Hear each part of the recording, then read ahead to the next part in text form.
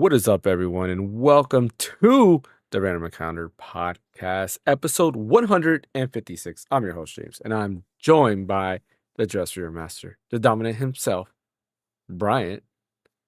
Live from the Aquaria Towers. I was going to say the Chainsaw Man, because that's a Chainsaw Man shirt, right? It is. Yep, Yeah. indeed. Still haven't watched Chainsaw Man. Everybody keeps telling me I need to watch it, so maybe one day. Oh, it's very good. We'll see. Is it? Did you see Yeah, the I love movie? it. Yeah, it's fantastic. Mm-hmm. Did you think the animation was better than Demon Slayer? No. No? Okay. A lot of people were saying that it's way better than Demon Slayer. Like, No. I don't know, because that animation I of don't Demon think Slayer was I really don't good. think the movie is better than Demon Slayer personally. Like that's definitely a hot take. Like I feel like most people are like, "Oh, Chainsaw Man's like so much better ever," and like I kind of sound like a 12-year-old saying that Demon Slayer is better. But Yeah. I was more entertained by Demon Slayer. Like I think because Demon Slayer is also like part one of like I think there's like maybe like 3 or 4 movies altogether before the series is over, and like this Chainsaw Man movie is like one piece of a more like of a bigger part, and it's like a lot more emotionally resonant between Rise and Denji. Mhm. So I think they hit on different levels. I like Chainsaw Man for some things. I like Demon Slayer for other things. But overall, just from a straight up theater movie going experience, I enjoy Demon Slayer more.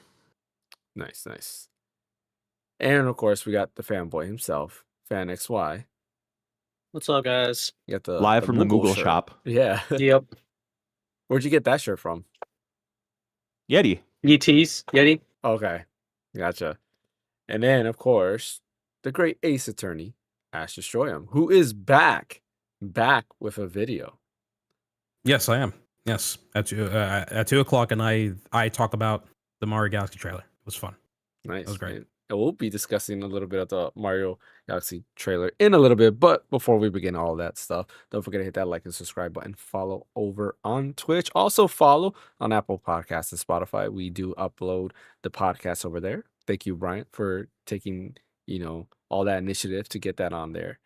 And let's go ahead and get started with some small news, because there's actually quite a bit of There's talk some big about news this week. There's, it surprised me. There's a lot of announcements that happened this week. We're going to start off with Pokotopia, because I don't think anybody cares here about that. But I think it's very interesting. So they dropped a trailer. They kind of did a deep dive. And what I didn't know at first, until like after like I was like researching it, is the team that's working on Pokemon Pokotopia is the team behind Dragon Quest Builders. When you look at the trailer and makes you kind of sense. look at the world design, they look very similar. I was like, okay, it makes sense. For those of you who don't know what Pokemon Pokotopia is, it's kind of like a almost like a farming sim kind of, but there's objectives there. And if you ever played Dragon Quest Builders, you kind of know what you're going to get into, because Dragon Quest Builders was really fun. I'm personally not a farming sim person anymore. I used to love Harvest Moon. And Stardew Valley, I didn't mind. I don't know. I don't play those games as much anymore. But I did love Dragon Quest Builders. And Dragon Quest Builders is very similar to like Minecraft, but very similar to like all these other farming sims, except that it has combat, which is why I like Builders. So I'm very interested to see how that turns out. I don't know if it's a day one buy. There's also a lot of controversy because it is confirmed to be a game key card, which is kind of weird because it is a first party Nintendo title, even though it's being developed by or co-developed with Koei Tecmo. So I wonder if they somehow have a reason to putting it on a game key card, or if Nintendo's just trying to push digital altogether. Don't know about that, but that is very interesting there. Mario Galaxy movie. Yes. There was a trailer for the Super Mario Galaxy movie. And what do you guys think about it so far? Ash. Yeah, sure. The movie looks amazing. I mean, I listen. I'm always gonna be a Sunshine Boy first before Galaxy, but I'm not gonna straight up lie to you and say that the movie's trash. The teaser looks trash. Everything about it looks amazing, including with the casting choices that they made. I know they announced Brie Larson as Rosalina, which I don't know. I do not know how the climate is in the social media world on how I don't they care think about that. But I don't give a damn. And in our video I said that you can't judge an actor based on one character they did in the past, because I think she had controversies around playing as Captain Marvel from the MCU verse. But I feel like she probably had really good roles before she had that character in the first place. So Yeah. I'm not even going to be. I loved her as judging Captain her. Marvel personally. She was like meh for me, but like I didn't care if she was bad in one role, because if she has a lot of good roles, but that she had that one okay role, that doesn't make her a bad actor. So I She think it won was the know more of Academy the. Award. I think it yeah, was I don't more know. of I the know there's writing for Captain plenty Marvel. of haters out there hating on her being Rosalina, but I bet you 90% that when people first heard her voice, they're like, "Oh, she sounds pretty good," and then when Brie Larson came in, they're like, "Oh, it's her," you know. So I'm not gonna even listen to all that noise, you know. You know what's I never funny heard is of Benny. What's up? I think she said that she wanted to play live action Samus. Yep, she did. She's like a hardcore gamer, like hardcore Nintendo gamer. Mhm. Like there's lots of pictures of her That's cool. playing games and going to Super Mario, Super Nintendo World and playing Mhm. Animal Crossing, and like she's a big Nintendo fangirl. So again, I think it's great that she got the role, and Yeah. she looks the part, she sounds the part. Like I think it all fits. Yeah, Mm. yeah, I mean- I'm pretty sure she's gonna nail it just fine. I feel like it's the same thing with the Chris Pratt situation when that first came out. People were thinking that he's gonna be a bad Mario, but when the actual movie came out, Mhm. people just switched up. All of a sudden, I'm like, yeah, I it's think they gonna were be one of just those. It's He's fatigued gonna be fine. one with of those things again. Chris Pratt. That's the thing. They were fatigued because he's like in everything. And what was it? There wasn't there another like animated movie he was in like right before Mario Yeah. Galaxy or Super Mario Yeah, it movie? was the one Yeah. with him and Tom Holland. Oh, Tom when they're Holland. That's brothers. right. They're like Ah, elves. Oh, are they blue? Yeah, Oh, not it's like Smurfs. Unbound that- or something like that, or was- whatever. Wait, the other guy was Tom Oh, Holland? the Pixar movie or the Disney The movie. Pixar one. Yeah. Yeah. I thought it was Yeah, another I'll guy. look it up. Oh, it is Tom Holland. Now I remember. Okay, okay. Makes sense. Onward. Onward. Yeah. Yep. That was actually good. Like, it was really good. I never watched that one. I should Honestly, probably I watch mean, that. I understand the Chris Pratt fatigue stuff, but like, I mean, I don't know, man. Well, it's kind of like Pedro Pascal being in everything now. It's like, Yeah. he's everywhere. They take their turns. Yeah, exactly. Yeah. But overall, the teaser was really fun to watch. The biggest thing, the biggest thing, the Sunshine was almost pretty much Bowser Jr. going through the whole transformation with his paintbrush and everything. Mhm. Which in the video, I only watched the trailer once, so I was going on based off memory. I don't think it's going to be more close to Shadow Mario. I think it's going to be more closer to the cosmic side, because in Galaxy 1, there's these prankster comets you do, and one of the challenges is racing Cosmic Mario instead of Shadow Mario or something like that. And I'm thinking what might have happened is that Bowser Jr., since he couldn't beat Rosalina to begin with from the trailer, he went back to the cosmos and tried to get some power from there to see if he can buff himself up and be a fighting chance against Rosalina and the gang and stuff. So I feel like he probably grabbed a power star from one of those prankster comets, which resembles the cosmic like entity, similar to Cosmic Mario. And I feel like that's the power that he got from there, not the whole paint stuff, if anything. Because if they're trying to explain that the paint stuff came from somewhere else, then that's going to be a bit of a weird continuity they have to come up with for the most part. So yeah, but yeah, that's about it. I love the whole thing. I love how Bowser and Luigi are like best buddies, and then when Bowser looks at Mario. I honestly, I love Illumination Studios like own twists when it comes to writing some of these characters, like on how they made Luigi like a counselor to Bowser. I love that too. It's great. So, but Well, But yeah, were you that's gonna about say it. something, fan, earlier? No, I was just gonna talk about the Chris Pratt thing. Oh, okay. What were you It's gonna the same say? thing. Oh, No, that like with people hating on Brie Larson, it's like the same thing with Chris Pratt when he was cast as Mario. Everyone was just like cast out on it. So you never know how it's gonna be until you actually see the final product. yeah. yeah, like I said, I don't Yeah. know how the landscape is in the social media verse because again, I don't really go on. I don't know if you guys see that often on Twitter or something like that. I Mainly usually Twitter. ignore it. Like Yeah.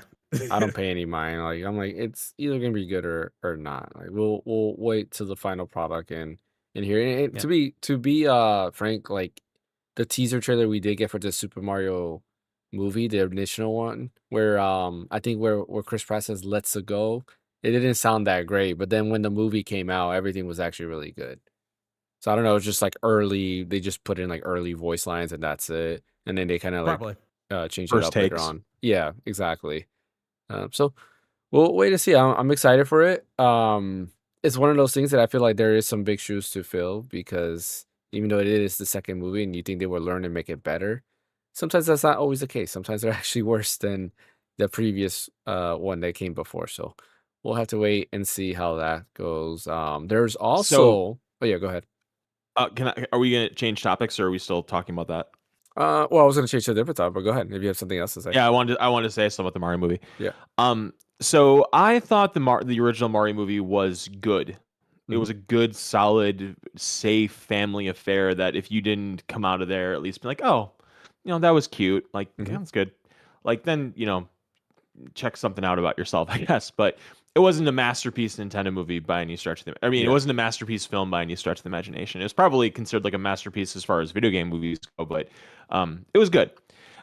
For Super Mario Galaxy movie, they have so much stuff they can work with. I mean, between Rosalina, I love that part with where they were flying and you saw that one planet from Mario Galaxy, like the water one planet, that water planet, like that looked really awesome Yeah. in the movie. The comedy is going to be there. I really think Brie Larson's going to knock it out of the park as Rosalina. The humor, like Ash was saying with like Bowser being small and Luigi, and kind of like there's a lot of room there for like them to go like off of each other, like back and forth and stuff like that. So I think it's going to be good. I don't have any expectations really. So yeah, we'll just have to wait and see. On a quick side note before we switch topics, Expedition 33 finished pretty quick. There we go. That was a good Are we like 10 minutes changing- or so. Hallelujah. Yeah. Are we changing topics to another movie? Yes, there is Yeah. a leak of another movie that came out. They did show off some footage, or at least not so much footage, but somebody I guess recorded footage of what seems to be the filming of Zelda. And it seems interesting, and it looks like there is an Impa, even though I don't think it was ever confirmed that Impa was in there, but it looks like there is Impa. It looks like her. Yeah, and like the design and everything, white hair. We see the actress who plays Zelda, which I forgot what her name is, but she's there dressed up in what looks to be almost like I guess the Breath of the Wild type like clothes. Not exactly The one blue to one, tunic, but yeah. very similar. Yeah. And then there's Impa, which this Impa looks to be more design of the design of Skyward Sword Impa, with the younger version, not the older one, because there's two versions of Impa there. So yeah, pretty cool. I'm still worried about the Zelda movie. I don't know about you guys, but I'm not sure about the live action Zelda movie, but hopefully it's good. We'll see. Because every time I think of live action, Sonic is not included because Sonic is like animated, right? They don't have a live Sonic's hedgehog good, that too. can talk, and Sonic is good, yes. But like when I think live action, like video game adaptations, I think like Resident Mario movie. Evil.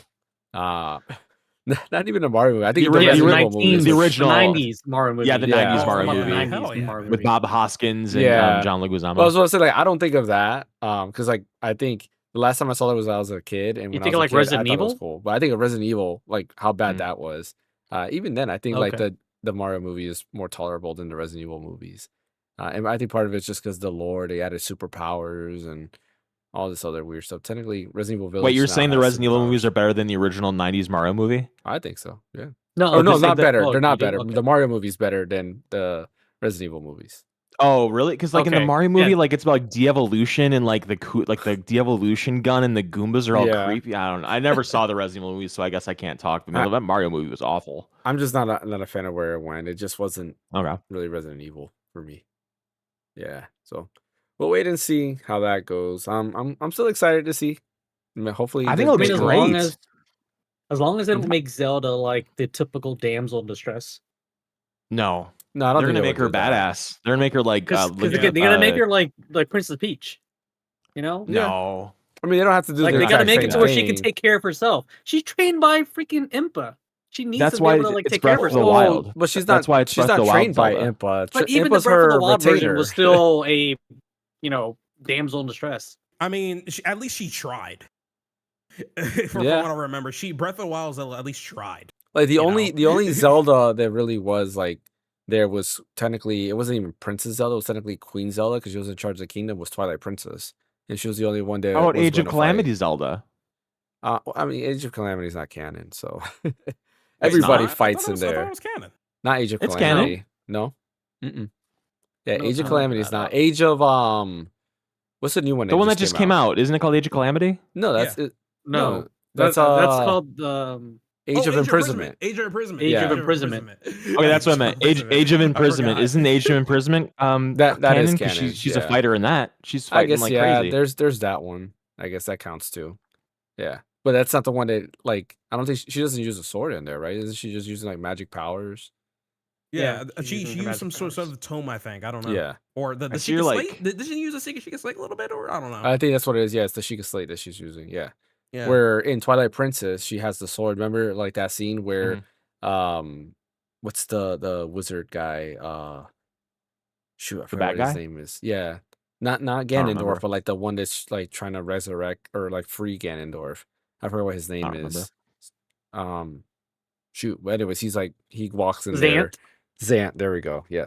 Where Zant walks into the castle and then like basically just starts destroying everybody. And she's like, okay, I can't do anything. Um I mhm. I think that Link and Zelda and Impa look incredible in that leaked footage. I think it looks great, like as well as you could Mhm. expect, if not better, Did they in my show Link? opinion. I didn't see Yeah, Link I in the saw Link. footage. There was? Yep. Okay, I didn't hmm see that one. I only saw Zelda and Impa. I didn't see Link. It's gonna be interesting to see. I wonder how it goes. I wonder if Link I didn't think talks. there was like already leaked stuff for that. I mean, that's There It was is. just interesting. like a day or two ago. Yeah.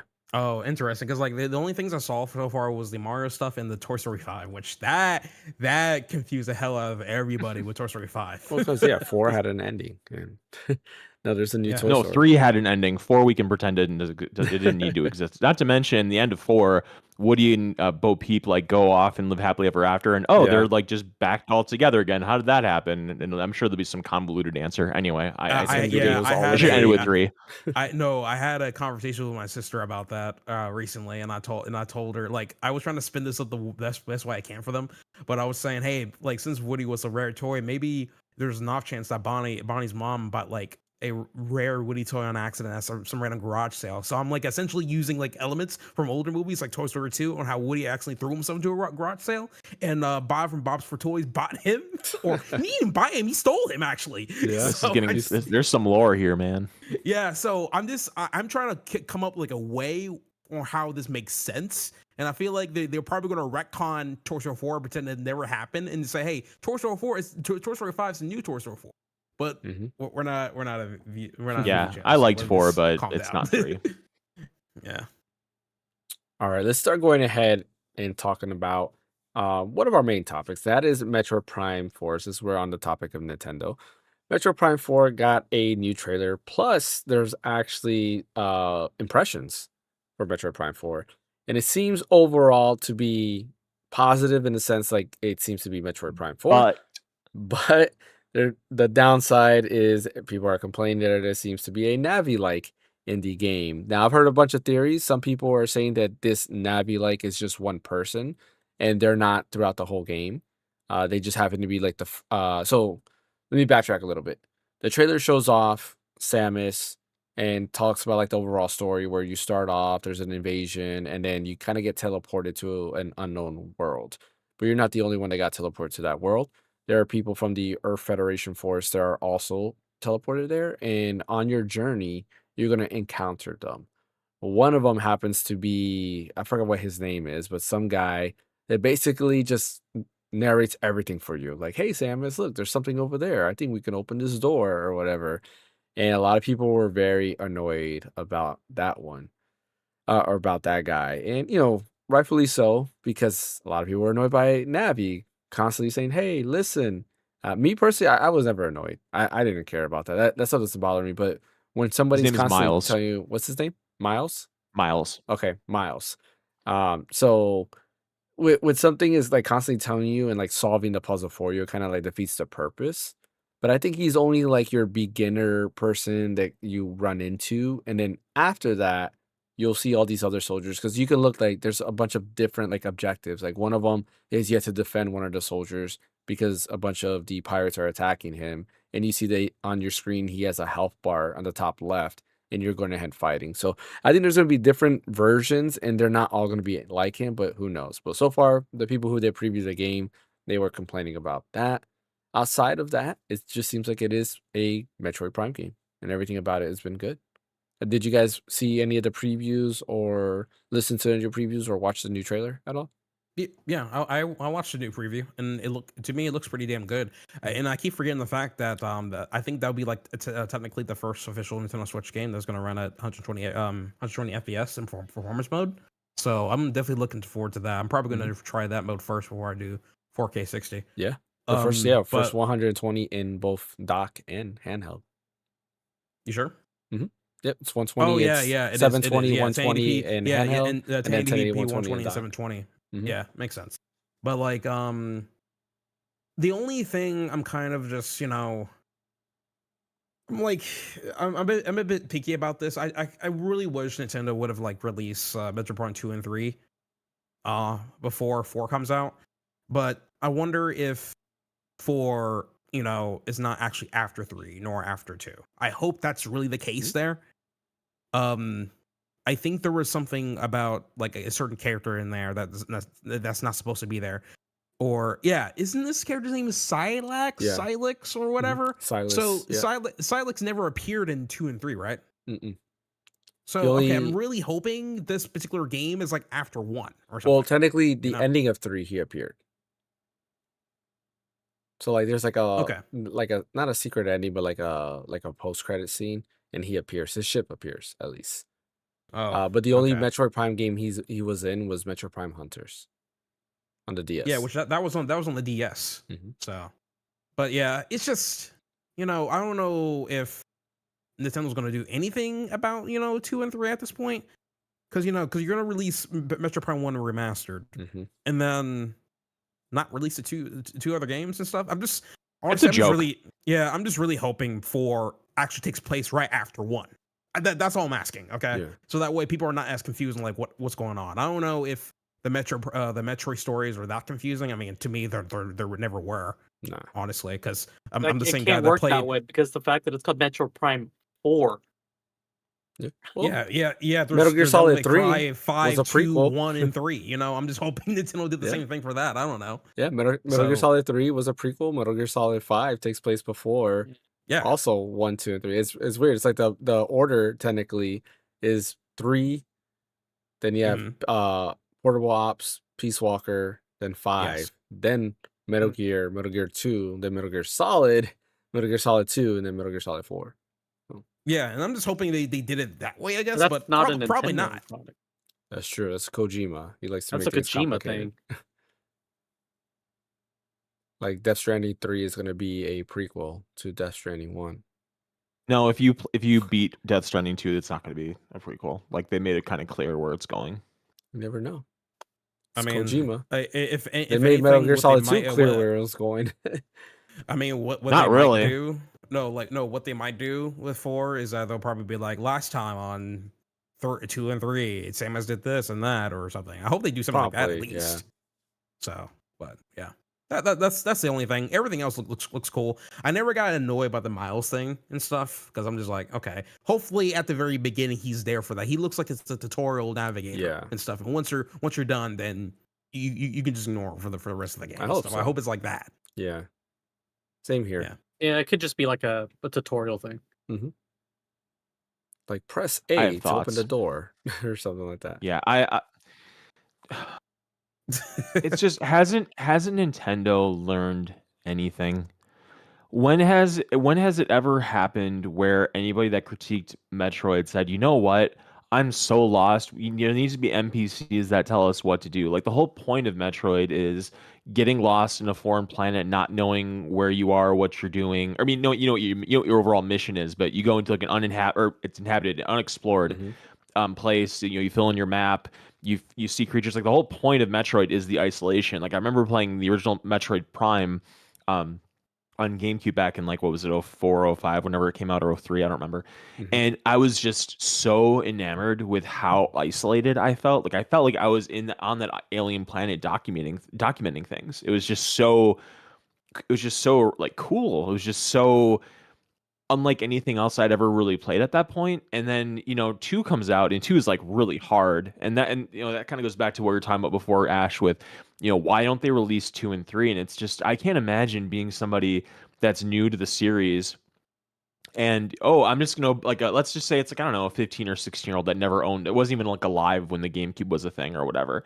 I'm gonna go buy Metroid Prime 4. Metroid Prime is on Switch. I can play that, but like It's not even like they could have just named it, Metroid Beyond. They added or Metroid Prime Beyond, like, because then they could have like had a soft reboot kind of thing, and then like, oh, 2 and 3 isn't required knowledge. No, they called this Metroid Prime 4, which then leads players that aren't as old as us, or people that don't know as much about the series as us, to like, yo, like, where's 2 and 3? And the fact that they never released those games, or they've never announced any intention on announcing those games, it's just so infuriating to me, because it's like Metroid Prime is one of the best series of games like ever created. I mean, Metroid Prime 1 certainly is. 2 is really good. It's just really hard. I never played 3, but I heard really great things about it. And 4 looks really promising as well. And so it's just so crazy to me that they're not jumping on this. And I swear to God, if they release 2 Echoes as a damn Nintendo Switch Online GameCube release, I'm gonna lose it, because then that means, okay, they're gonna do 3 eventually, and that'll be a purchase. So you're gonna have 1 and 3 and 4 that are purchasable, and 2 that are just locked into GameCube world forever. And it's the same thing with Wind Waker. The fact that Wind Waker isn't available to purchase, it's just available to play on the GameCube Switch Online thing. It's just, they're leaving so much money on the table, and it's just awful for people that like want to own this stuff as opposed to just like play it and stream it.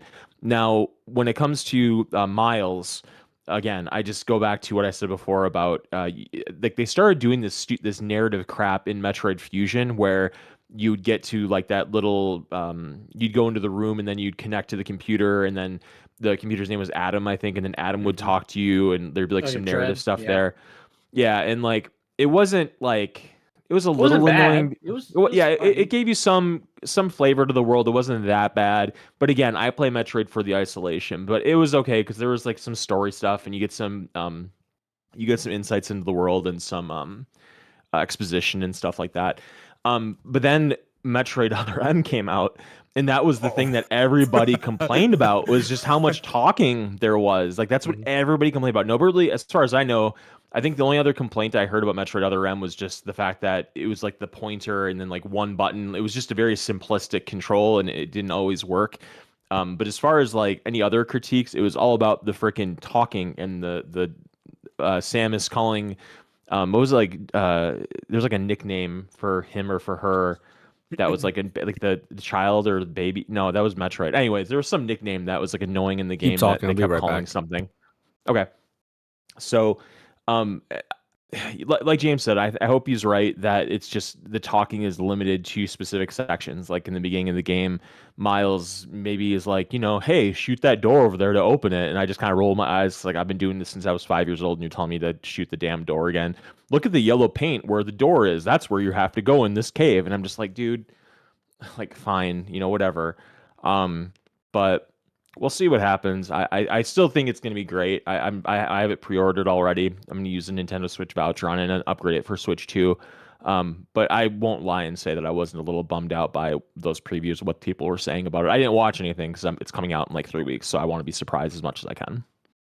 I want to add some things to what Brian was saying about Metro Other M, because I think I feel like if they're thinking Miles is annoying, I feel like it was the Colonel that kept talking to Samus constantly. You can't use those powers. Throughout the entire game, and I feel like he's a lot more annoying compared to Miles or whatever. And I feel like Miles, like I say, he's like a tutorial and a navigator in a way. And I have a roommate that like really loves Metro Other M, and he told me one of his favorite things about that game is mainly like the finishers that Samus does. Like there was like so many finishers that you can do and everything. Yeah, I remember that. But yeah, I feel like in Other M, that was like the biggest dumb thing, was the Colonel just constantly talking to you 24/7. So, but I don't know. Yeah, it's just, I don't understand how Nintendo can keep ongoing stuff. Again, I think the game's going to be great, but it's just optically, you put the press down, and these people that are previewing this game, you set them down with the game, and this is the character. I mean, if you just look at him, he's just like this dorky, just awful aesthetically looking character with like the glasses, and he's like, oh, did I slip on the banana peel again? Like, just kind of like the stereotypical nerd, like, oh, I lost my glasses, I gotta find my glasses. Oh, Samus, make sure you shoot that door. It's just, the look isn't great. Like, even if it would have been like a gruff, like Colonel-esque kind of character, or like somebody in like a superior, like a person of power, I could have maybe even dealt with that a little bit better than just this like nerdy dorky guy who's talking to the silent protagonist like he knows anything, compared to her, who's been to like all these planets and done all these bounties and fought Mecha Ridley and ridded the world of Mother Brain and has, had her suit turned into Parasite X or Weapon X or whatever.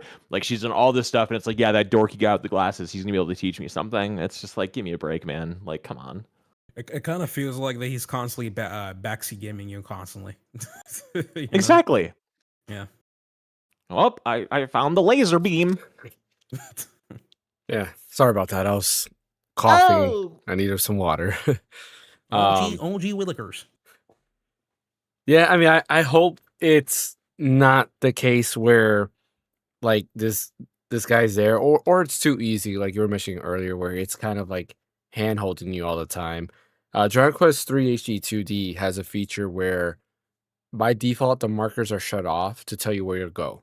Because the original Dragon Quest 3, you had to talk to like every NPC to find out where your next step is, or where you need to go, what town you need to go to. I was playing yesterday and I was Jipang, which is basically Japan in Dragon Quest. Yeah. Uh, I can never get over that name. Yep. But it's called Jipang, and I was over there, and like after that, I was like, man, I forgot what I'm supposed to do because it's been a while since I played Dragon Quest 3. So I decided to turn on the markers, and then I just remember, oh yeah, I was supposed to go here. I gotta wait till nighttime so I can go here and get the orb from this town and stuff. So I like it as an optional feature to help you figure out where to go. Like I think that should be the case. I know they want to cater to new people, but kind of like Fire Emblem and like a bunch of other games, put a feature there that does help newcomers or people who want an easy mode. At the same time, let people who want Make the it original optional. experience exactly. Let people who want the original experience, get the original experience. We didn't have that growing up. I was Mhm. 6 years old playing Super Metroid, and you know what? I could beat Super Metroid now probably in like a few hours, if you just like Mhm. sat me down and played it. But when I was a kid, like 7 years old, it took me months to beat Super Metroid, and that was Yep. okay. Like that's fine. Like Yeah, exactly. Yeah, and not everything needs to be handheld. I mean, look at Breath of the Wild. It did a Right. good job of kind of being like, here you are, figure it out on your own. Tears of the Kingdom, not as much. There was actually set places to go, and they kind of guided you a little bit more. But I would prefer something like that. So let's find. Hopefully, it's good, and we'll have to wait and see how that is. All right, moving on to the next topic. That is PlayStation. PlayStation had a direct, and yeah, like it was interesting. A lot of It's people did fine. not like it. It was a Japanese direct, so set to cater to the Japanese audience, and rightfully so, because what was shown there was Dragon Quest VII Reimagined, which we all know is huge in Japan. And honestly, I am very surprised that trailer was shown because for those of you who've never played Dragon Quest VII, you're gonna be, oh, okay, this is cool. There's a new story set with one of the characters. But the biggest thing, and I might as well spoil it because it's already spoiled in the trailer. The biggest thing about Dragon Quest VII was that character, Kiefer. what the Team America looking guy? Yeah, the Team America looking guy. Okay. He leaves your party. So he's kind of like an Aerith or a bunch of other characters where halfway through the game, like he's in your party the whole time. Great like DPS, he does a lot of damage. Halfway through the game, he just leaves. That's it. I'm not gonna say exactly why, because that I want you guys to see that, figure that out on your own. But he leaves and he never comes back to your party. He's done. So you lose that character forever. And now people are kind of upset because he's back. And of course you see him, but he's older. And again, I'm not gonna spoil exactly what's the reason behind that, but he comes back later on, and it looks like he's not there forever. And I'm not exactly sure if that's the case because the trailer didn't mention that or not the trailer. There's a press release that mentioned that he's not there forever, but there's a bunch of like main story quests that he will be there in your party, and it seems like he's super powered up too, which is kind of cool. Yeah, fun fact: it seems that a lot of people think that he's related to the heroes of Dragon Quest 1, 2, and 3. So we'll see. He's part of the lineage of Erdrick. Supposedly, there is no connection between 7 and 1, 2, 3 yet officially, but that's the theory behind that. But yeah, that was one of the games they showed off. They also announced another beta for not beta, but closed beta for Marvel Token I can't believe I forgot the name. Fighters. Token Fighters. There we go. Who would have thought? Yeah, showed off some new levels. They actually look really good. Like the new levels are pretty dope. A lot of people are sad because there is the X-Men. What is the mansion called? Isn't it just The called? X Mansion, Isn't this what it's just called? X Mansion? or like Isn't it called Professor something- Xavier's school for Yeah. gifted School? youngsters or Yeah. whatever. Isn't it called something Academy or something? Yeah, I can't remember. Mutant the name. Academy? Mutant Academy, maybe. I forgot what it is. But anyways, they showed that off, and people were sad because it shows Nightcrawler in the background, and we He's all not in it know then. if a character is in the background, then they're more than likely not going to be a playable character in the game. Real quick, Barteris on Twitch says, I mean, to be fair, back in the day, we had extensive written game guides as well, and they was written on paper. True, that is true. There was a bunch of guides back then, depending on the time, and you could purchase guides as well, I but they didn't have a weren't guide readily for Super available. Metroid. Huh? I didn't have a guide for Super Metroid or Link Yeah, to the Past. I or don't anything. even know if there just was figured an it out. official guide for Super Metroid itself. I know there were guides out there because there is a guide for Earthbound that is actually digital. If you go to, I forget what the website is. I have it saved on my phone. There's a website you can go to, and they have original like Super Nintendo and NES games. They have guides, and like Earthbound is there, so you have all pages scanned in digitally, and it's officially by Nintendo. Yeah, for the too. dumb Americans. They came with the game, I think, because like Americans weren't experienced enough with RPGs, so they included the guide with the game or something like that, I think, if I remember correctly. Okay, that also makes sense. But yeah, going back to that PlayStation Japanese Direct, I think those two were really the highlights. Some of the other games they showed off weren't for me. I don't know if you guys want to highlight any of the games. I'm not going to mention all the games they I'm mentioned. trying to remember. I forgot. To 'Cause be it wasn't- perfectly honest with you. that great. It wasn't Yeah, that because great. I watched the entire thing, and to be I honest, remember with you, they James, showed like was it Fatal Frame? Yeah, They they, did. they, Yep. they showed a Fatal Frame remake and stuff, which I'm like, oh, which that's was cool, announced that's at a interesting. Nintendo Direct earlier, I Yeah, believe. Mhm. I would say the biggest highlight for me from that state of play was literally the Dragon Quest thing. That was Mhm. pretty much it. Because I actually got more hyped about the game over time as well. So and I might also pick that one up day one too. So The there was Marvel other Fighters one games that they was showed that were interesting. interesting. I could tell you that much, but Mhm. it wasn't enough for them to be memorable for me. Maybe the Fatal Frame one, because Yeah. I always wanted to get into the series and stuff, but I just didn't know where to start. There's you know? also But, Elden Ring Night Rain DLC. Night Rain. Yeah. Oh God. yeah, I'm like, damn, man, like They are milking it. Hey, people love it. I understand, but I thought that when they first released Night Rain, I thought that'd be the end of it. But no, they're gonna keep cranking out some DLCs for it. So it is what it is, I guess. Yeah, I mean, Elden Ring is Elden Ring. Not a bad game, but I think there'll come a time where people are just tired of it. Yeah, they don't wanna- Elden Ring yeah. fatigue. Yeah. Yeah. See? Yeah.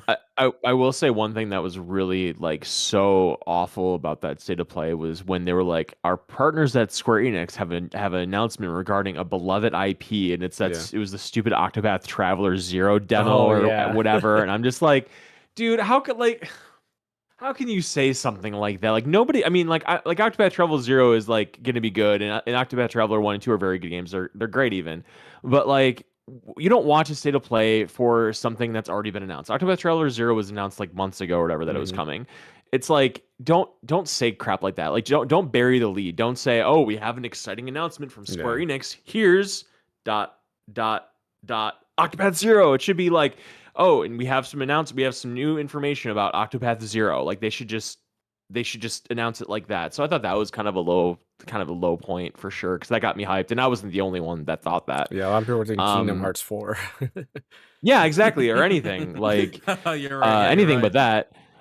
Blaze Blue Entropy Effect is coming to consoles. I haven't played it. I own it on Steam, but that's supposed to be pretty decent. I think you they played a announced fan, this. didn't you? Fan? What? You played that What? Blaze Blue Entropy Effect? No. No? Okay, I thought you got it. Okay. Let's see. I'm just going. Oh, Gran Turismo 7 has some paid DLC. Dynasty Warriors Origins. Dynasty Warriors Oranges, yeah. Oranges. That would be Maybe interesting. lose some orange. Oh, there's orange. Just throw some citrus at people. Yeah. man, yeah, orange is great, man. I don't know. Yeah, that's getting a paid DLC. But yeah, I'm just looking through this. Like beyond that, like there were a couple like okay looking things or whatever, but it's just I don't know. I agree. I mean, the Dragon Quest 7 Reimagined stuff was cool.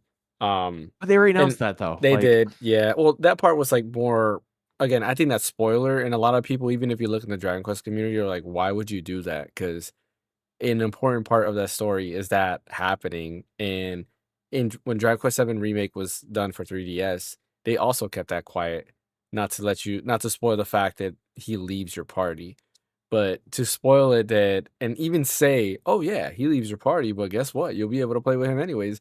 Well, dude, come on, that's like I don't know how to put it. I mean, I guess maybe they thought because everybody knows that Aerith dies, they knew he leaves your party, and I don't think that's the case because Dragon Quest Seven is nowhere near that's as a lie. popular. Yeah, that's a lie. Listen, everyone knowing the Aerith dies, that's like a whole that's worldwide. But when it comes to Dragon Quest, there's Mhm. only going to be specific people that already know about that. Yeah. You know, I didn't know about it, Fan didn't know about it, and most certainly Brian didn't know about it. So and the thing is, and the thing is too, you got to remember that I think the reason why they probably went with that in the first place because the last time they did it was with Dragon Quest 1 and 2, where they Mhm. introduced a new character for the Dragon Quest 2 party and stuff. So so I think in their head they're like maybe okay, since they like that reveal, maybe we can do the same thing for this Yeah. one character that's like plays a very very integral part of the story. And I mean, it's like 50-50 because somebody like me didn't know about that, but somebody like you is like the hell, why would you do that? You know, so Mhm. it's like it's kind of like right in the middle. Still 50%. Yeah, but like enough. two is not that bad because that person, right? Like, it's not a big deal whether they're in your party or not. It's kind of cool, right? But it's not like a spoiler. Like, oh, this person joins your party. I mean, I guess it kind of is, maybe, but I just think this is a bigger spoiler. That's like, I don't know.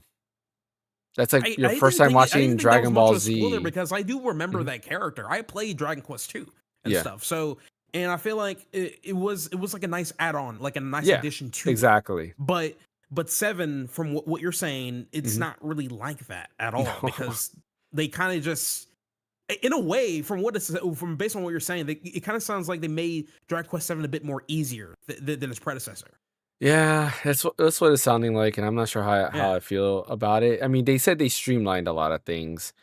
They took away some stuff that didn't make sense, but they added a bunch of stuff to it as well. I'm still kind of worried, like what they mean about streamline. There's a lot of negative stuff going on with this right now. Another thing is the job classes. So you do get job classes. And the funny thing is, job classes in Dragon Quest 7, original Dragon Quest 7, you don't get that until almost like 60, 70 hours into the game. You unlock Gee. job classes, and it's like a whole new game just opens up because you get all these job classes. But in Dragon Quest 7, you're able to go ahead and like when you swap your jobs, your outfits change. Kind of like Final Fantasy, right? You get like different outfits and stuff. In Reimagine, we already seen the job swapping, and you do not swap clothes. You just have the default like protagonist clothes, and a lot of people are kind of upset at that because that brought some flavor to it. There were some cool clothes, is like when you're like a ninja type, you look more like a ninja and so forth. So, and I agree. Like I would like to see them change their outfits, like Final Fantasy or any other game that has job classes has done before it. But I guess to be fair, which is why I'm not as upset. I understand that they made dolls and they scanned those dolls in, so they would have to do dolls for every single job class and all the different varieties for each of the main characters. And yeah, that's I don't think that's really doable. I mean, it's doable, but probably not efficient in the case of this. So, yeah, but that's not the only announcements PlayStation had. Oh man, these next two announcements, a lot of people were very angry. Starting off with the first I was one. hoping for good. I was hoping for good things, but No, damn, no, okay. no. Some people are very upset. The first announcement is PlayStation has announced a brand new Horizon game. And this Horizon game is not coming to PS5. Wait. Yeah. Are we done with the state of play? Because there was something from there. I think that's worth mentioning. Oh, go ahead. What, Yeah. what's on The it? app? I'm just kidding. What'd you say? I said the app? No, Monster Hunter? No, I'm just kidding. that monitor, that Oh, the monitor. that Yeah, that's true. PlayStation branded monitor, which I don't understand. First of all, it's 1440p, which I would think it would be 4K because I know you can display a PS5 at 1440, but at this point it's like I don't know. I know it's smaller, so you probably the human eye probably can't do too much with 4K at that point. But and then it's also an IPS.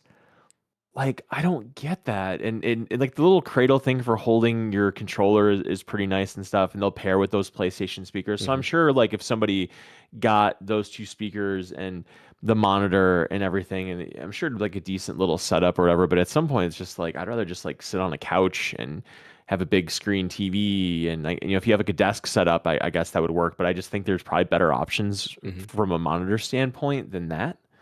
I I mean, think doesn't have the charging dock, but I don't know. I think like to put into perspective too, like, and I'm glad you actually brought that up because there was something that I was forgetting to say, is that this data play was geared towards Japan. Japan is pretty much Nintendo dominates Japan. When you look at the sales charts, every form of Nintendo Switch, whether it's the Switch One, the or OG Switch, the Switch OLED, the Switch Lite, or the Switch 2, those are on top of the charts always. Switch versions of games are always selling in Japan.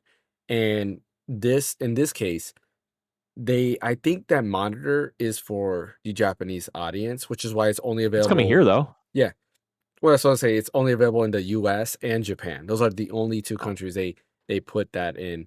And I think it's because like in Japan, house space is a lot smaller and closed. So that's probably what Yes. they went with, like a smaller Yes. form factor One with the million percent. 27-inch. Like they're not gonna put a 32-inch probably in the space that they have. Having the charging cradle is probably more efficient too, because you have a small desk space, you can just set it right there. So it's not taking up a lot of desk space. Um, but I agree, like IPS maybe is for costs, right? To keep it pretty cheap because Japan's yen is nowhere near as powerful as the dollar. So I think like they try to keep things cheap. That's why there's also a Japanese variant of the PS5 launching as well that's also cheaper than the versions that we get. And the same thing, it's region locked. Nintendo Switch 2 also has the same thing. There's a Japanese version of the Switch 2 that's also region locked. That's a lot cheaper than the Switch 2. So I think there's probably a lot of factors in terms of why they announced that and why that's the case when it comes to that monitor. That being said, I am interested. I agree. I just don't understand why not 4K. 1440p is probably for pricing. That's the only thing I can think of, right? Not giving an excuse. I wish it was 4K. It should be 4K 120 so it can take full advantage of the PS5 and the Switch 2 at that, but it's not, unfortunately. Yeah, I don't. And then also Mhm. to the PlayStation Digital Japan only thing, they're pulling a Nintendo. Well, that's the one I was telling you that they did the cheaper version of the PS5. Oh, okay. I Yeah, missed that. yeah, that's what I was saying earlier. So yeah, and it's because of Japan, they're trying to grab that market share, which I'm sure that's why they did this to kind of show that they love Japan. Because a lot of people were upset with Sony. They started going more towards the Western audience when what's his name? What's the guy that left? That kind of like Jim Ryan? Yes, when Jim Ryan took over, it's like they did a huge focus on the West and they kind of forgot about Japan. They closed Japan studios, and Japan was just kind of like, well, I guess PlayStation is no longer a Japanese company, so they kind of moved on and they're trying to recapture that audience again, which I think is good. It's a start. Now you just got to go ahead and re-release Legend of Dragoon remake, and I think and get Lost Odyssey over there since Microsoft's not going to do anything, and I think you'll catch an audience. All right. Going back to that announcement of Horizon, yeah, Horizon Steel Frontiers. It is a mobile game, an MMO Horizon game that is coming to mobile platforms and on PC through NCSoft's Purple platform, which is basically an emulator that allows you to play phone games on PC. Um, I will say this: it looks pretty cool. It does look pretty good, But it's but not on PlayStation. it's not on a console. It's technically on PC, but I mean, not really technically because it is just a mobile version. And the other thing about this is it literally looks like a Monster Hunter clone. If you look at the animations, they're straight from Monster Hunter. Like, I don't know if Capcom saw this trailer, it was like, hey, we need to get lawyers because they literally have the moves that the hunters do in Monster Hunter. There's one where you literally go ahead and you stab the monster, you jump up, and then you slam down. They had the same exact animation. There's like a montage somewhere. I think it was on YouTube that I saw where they compare all the animations. They're just quite a lot. They're straight from Monster Hunter. But it is an MMO. You can you get mounts, you go ahead and hunt I forgot what they're called. What are the dinosaurs called? The robots. Do they have a name? Or they're just Yeah. robot Don't things? remember. It's been a long time since I played Horizon, so I I have no forgot. idea. I cannot believe I can't remember what the names are.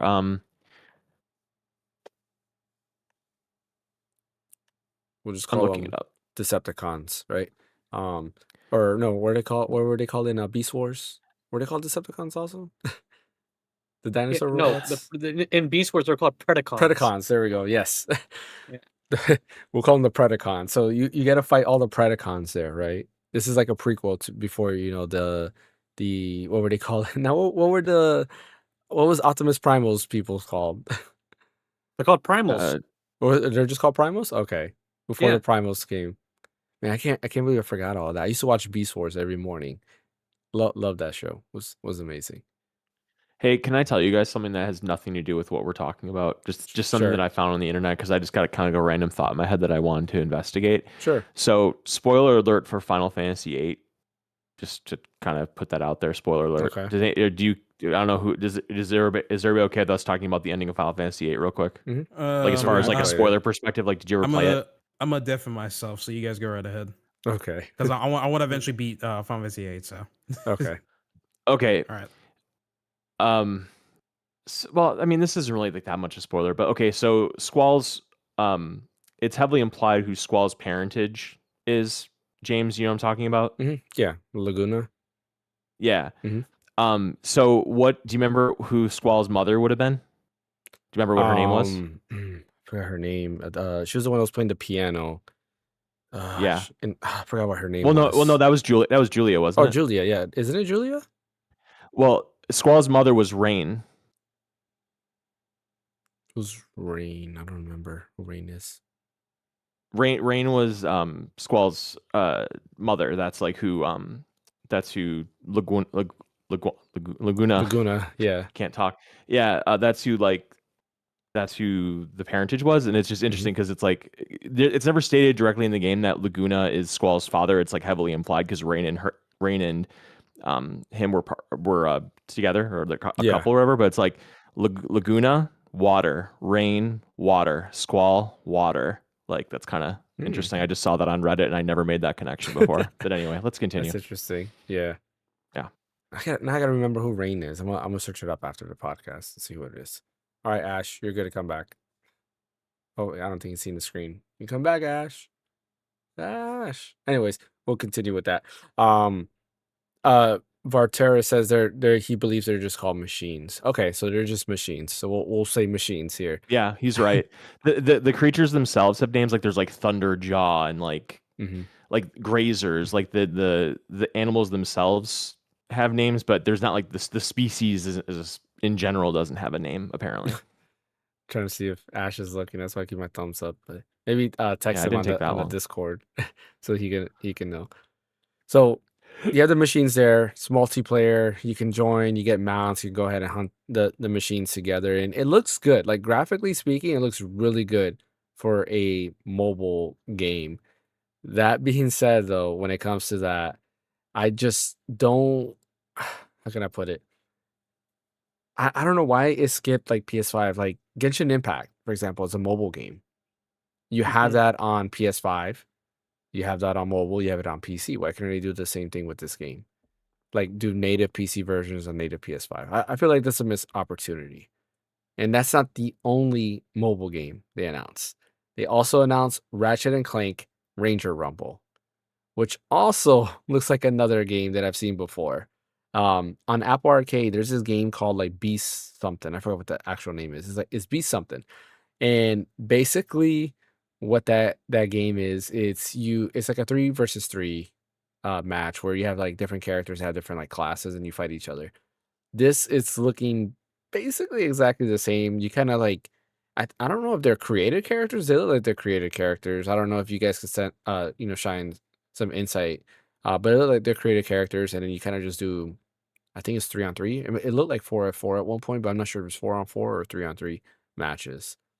Also, mobile only. There is no PC version through emulation or anything like that at all. Technically speaking, you can play it through a Mac using, iPhone mirroring, or on a PC using like BlueStacks or any of those other Android emulators. but they finally have started their mobile initiative, and they're kind of going forward with it. What do you guys think about that?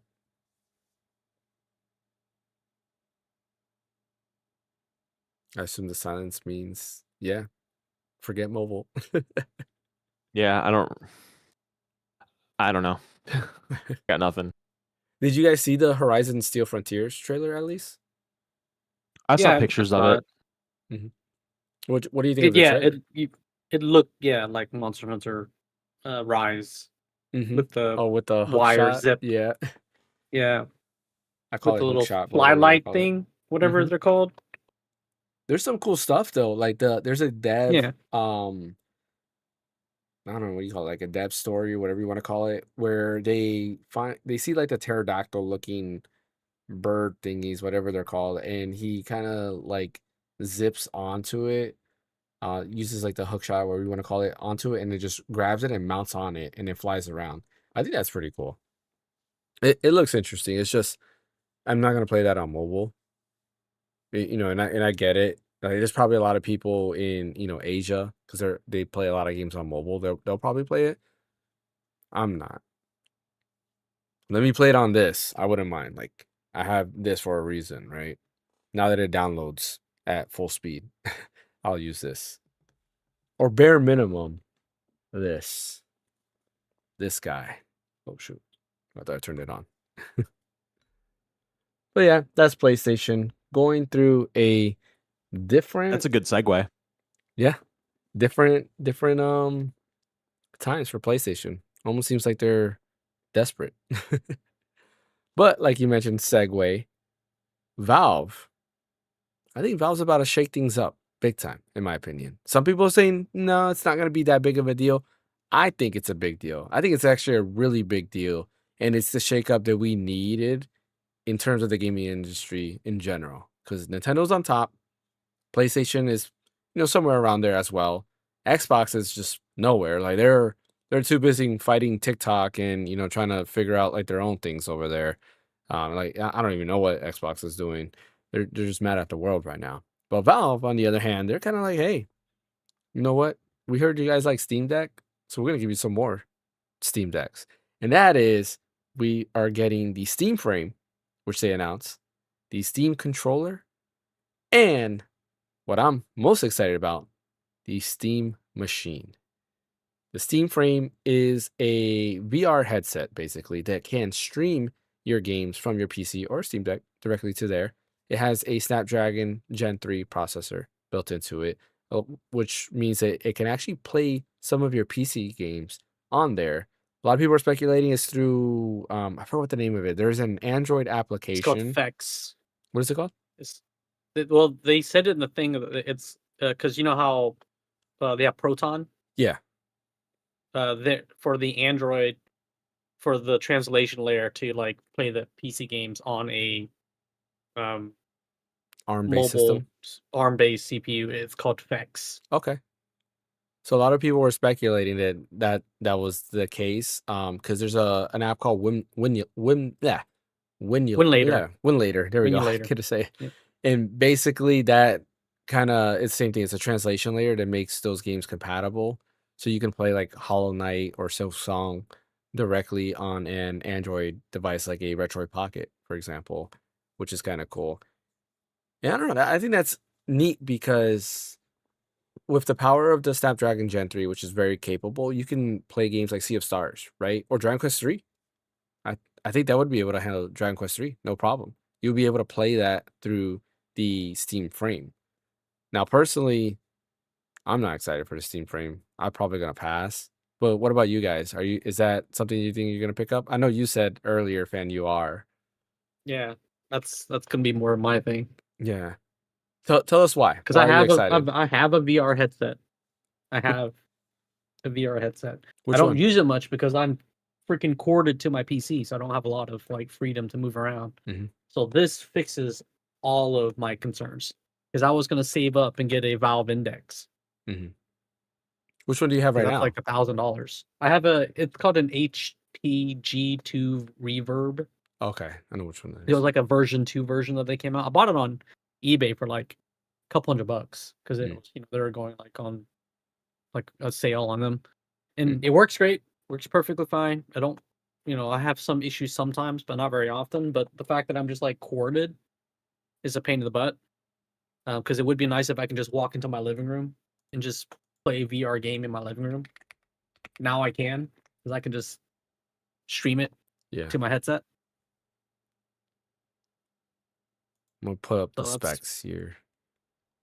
So, I'm excited for 2 out of the 3: the frame and the controller.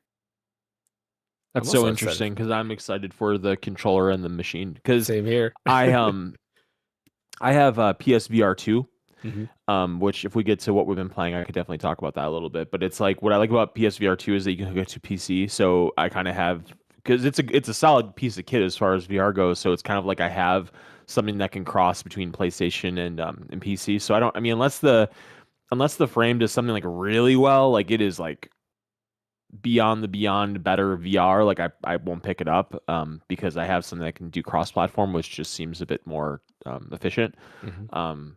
But yeah, so I bet it's gonna be great, but I'll pass on that. We can talk about the next thing. Mhm. Yeah, I'm looking at everything it has here. So, part of it's like marketing. It's, designed for VR and non-VR gaming. So like you don't have to use it only for VR, which is kind of cool. So it's kind of like what you have the virtue glasses.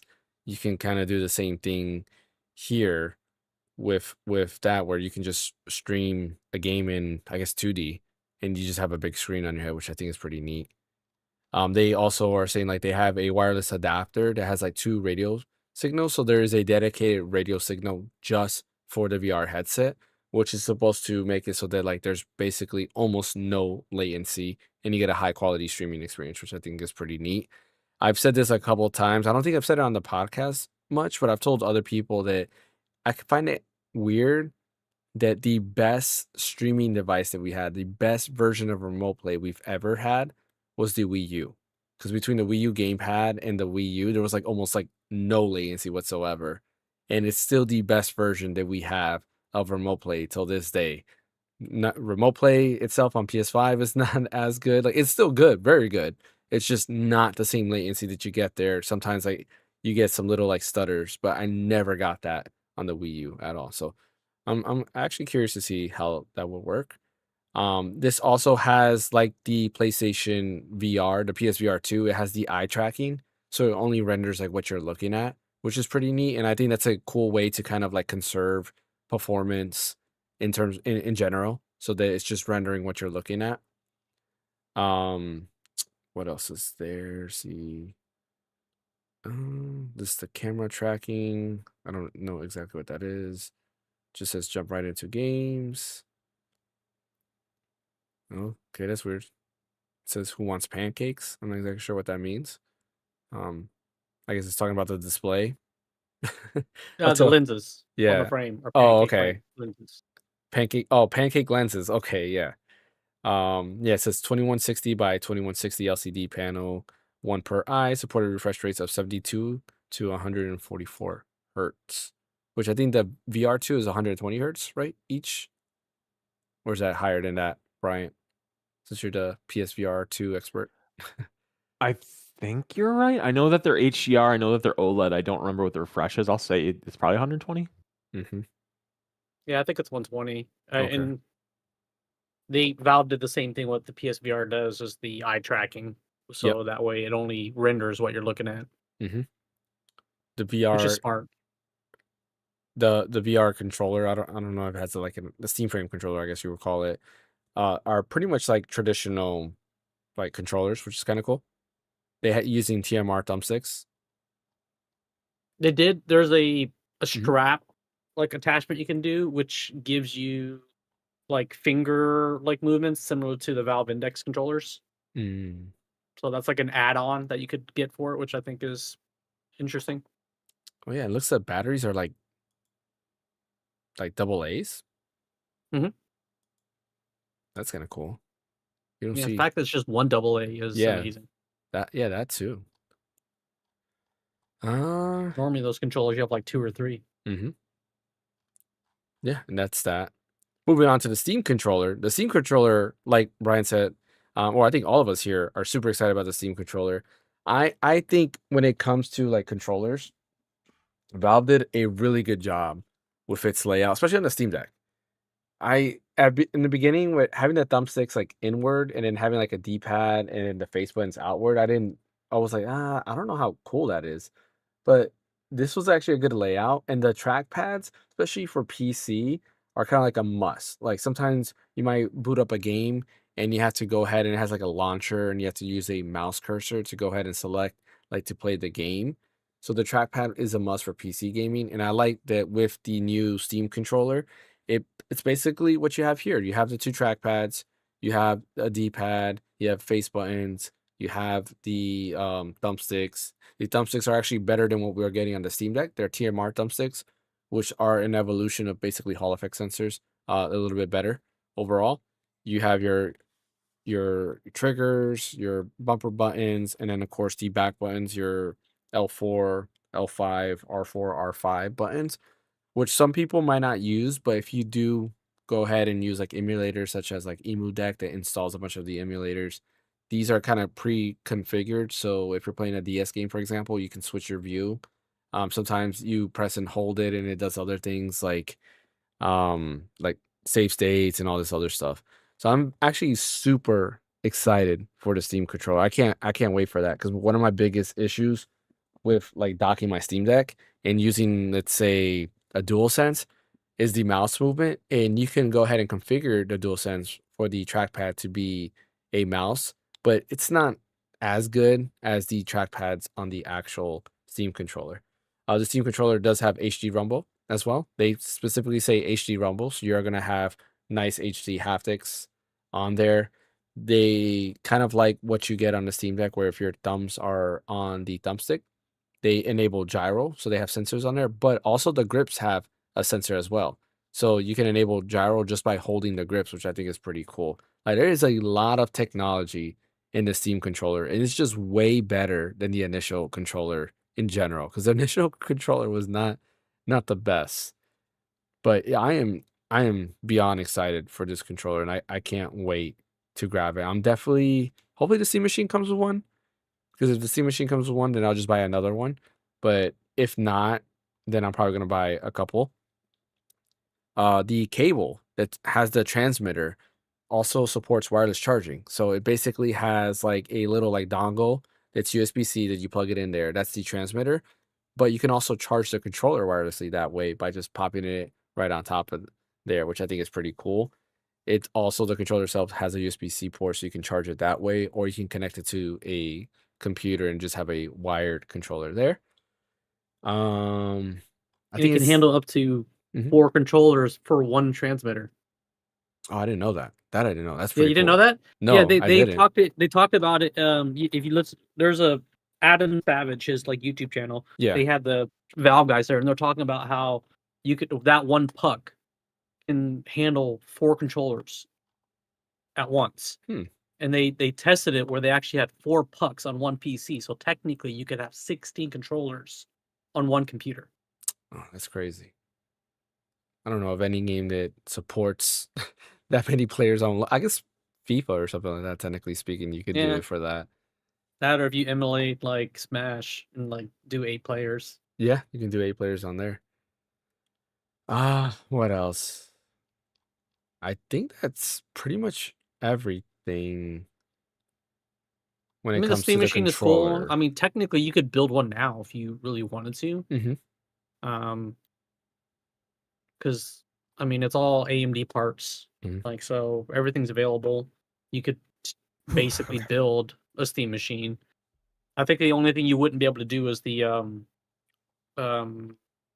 what was it? The wake, where like your computer will wake up the monitor, like Yeah. because the HDMI have like there's like a certain protocol that does like eARC where like once it turns on your TV or your monitor as well. Yeah. I think that's the only thing you can't do on a regular computer Mm-hmm. because they don't have that like protocol built into it. Typically, that's for like receivers or like DVD players and whatnot like that. So I think that's the only thing you wouldn't be able to do with a self-built Steam machine because they taught that Valve had to like custom make that HDMI port to work to do that. Mm-hmm. Yeah, there's a lot of neat technology in the Steam Machine. The biggest thing that I think is a takeaway from that is that it's a 6-inch cube, so it's 6x6, Yeah. which is pretty small. That's Yeah. kind of cool that they got that form factor going on, and they show kind of the insides of it. I was watching Digital Foundry's video where they show the insides, and it has like a giant heat sink on the top to help keep it cool. The exhaust is on the back, and then at the bottom is where all your IOs are, which is pretty neat. So they have micro SD card slot. You have an HDMI slot. It's a 2.0 slot, Yep. which was crazy because I thought it was 4K 60, but then Yep. they actually there's a video of them saying that it actually supports 4K 120. Yeah. Because what they're using apparently it's not, how can I put it? It's not It's guess not certified yeah, it's not certified for 2.1. 2.1, but it They can't say supports it's 2.1 because it doesn't have all the features of 2.1. correct, which I thought was kind of interesting because right away I thought, okay, so it doesn't do like 4K 120, but no, it does. And I think through HDMI it would also support like VRR because like some TVs they won't support VRR unless you have a 2.1 connection, right? Like the PS5 to a TV has to be through an HDMI 2.1 or else it won't support it at all. So I think that's kind of cool there. It also supports DisplayPort 1.4. You have a gigabit Ethernet port as well. One thing that they kind of like made a big deal out of is the Bluetooth 5.3 connection. There is a dedicated module, so it's not built in. A lot of the times, what happens is your Bluetooth module is also your Wi-Fi module. Wi-Fi module. So they're like kind of all in one. In this case, they do have separate modules, which is nice, meaning you're gonna get better connection overall, less latency when it comes to that. They are saying it's And I think repairability will probably be a big thing. yeah, that is true. If something were to go wrong, it'll be easy to go ahead and fix. 4K gaming at 60 FPS with FSR. That's exactly how they're marketing it, meaning that in order to get 4K gaming at 60, not for every game, but for a lot of games, you will have to utilize FSR, which I'm okay with. When it comes to just like overall specs, it says it's a custom AMD Zen 4 6-core 12-thread CPU up to 4.8 gigahertz 30-watt TDP. And then the GPU is semi-custom AMD RDNA 3 with 28 Qs, 2.45 gigahertz max sustained clock at 110-watt TDP. A lot of people were referencing that it looks like it's like 7600 MXT, which is like a laptop grade GPU. I don't know how the performance is with that, but they're saying it's somewhere around like Xbox Series S level, maybe a little bit more powerful than there, but that's where they're wavering the performance when it comes to the Steam Machine. 16 gigs of DDR5 RAM and 8 gigs of GDDR6 VRAM, which is video RAM. And yeah, I think that's kind of like the big things about it. It has an integrated 2.4 gigahertz Steam controller wireless adapter, which is pretty neat, meaning that you don't need that adapter plugged in to the Steam Machine itself. It has it built in, so you can just go ahead and link it there, which is pretty cool. HDMI 2.0, it says up to 4K at 120 hertz, supports HDR, FreeSync, and CEC. That's through the HDMI port, which I think is pretty cool there. Yeah. Oh, the LED strip. The LED strip, I think, is a pretty neat touch. With the LED strip at the bottom, if you're downloading a game, there's like a progress bar. So as the game is downloading, you can see the progress bar on the LED strip, which is cool. But all of that is also customizable. So you can go ahead and have an like LED light show or whatever the case might be. Also, the front plate is magnetic and can be replaced. You can also take it off all the way, and there is that ventilation there. So if you want like better airflow for whatever reason, you can do that as well. I assume because some people can like overclock probably the CPU and the GPU, so you can probably get maybe better performance, which I would assume that these are probably being overclocked anyways. And yeah, that's it. What you guys' thoughts on the on everything? I'm excited for the Steam Machine and the controller. Like, if the pricing is good, which I think the pricing for the Steam Machine is gonna be around $500 to $600. I'm betting on $600. I'll buy it day one. If it's anything higher than that, I think it's gonna be a pass for me. So I think it's gonna be more than 600. You think so? Yep. Wait, before I start though. Wait. Mhm. Oh, sorry. Go ahead, fam. My bad. Well, no, I just and because they talked about how they're not going to try and subsidize it, how they did with the Steam Deck, where they're like trying to make all their money off of software. So we're talking about like these are PC parts, Hmm. they're not going to be able to like cut as much costs. So pricing wasn't confirmed, but it's not going to be like, you know, the deal that we all wish would be. I think it'd probably be more than $600, to be honest. Hmm. It'd probably be like PS5 Pro pricing. If that's the case, it's a hard pass for me. What were you gonna say, Ash? Oh yeah, I wanted to talk about the thing, but did I miss anything while I was gone? Like miss any topics that you guys talked about? We just talked about Horizon, Steel Frontiers, the mobile game announced, and Ratchet and Clank Oh, mobile game. oh, okay.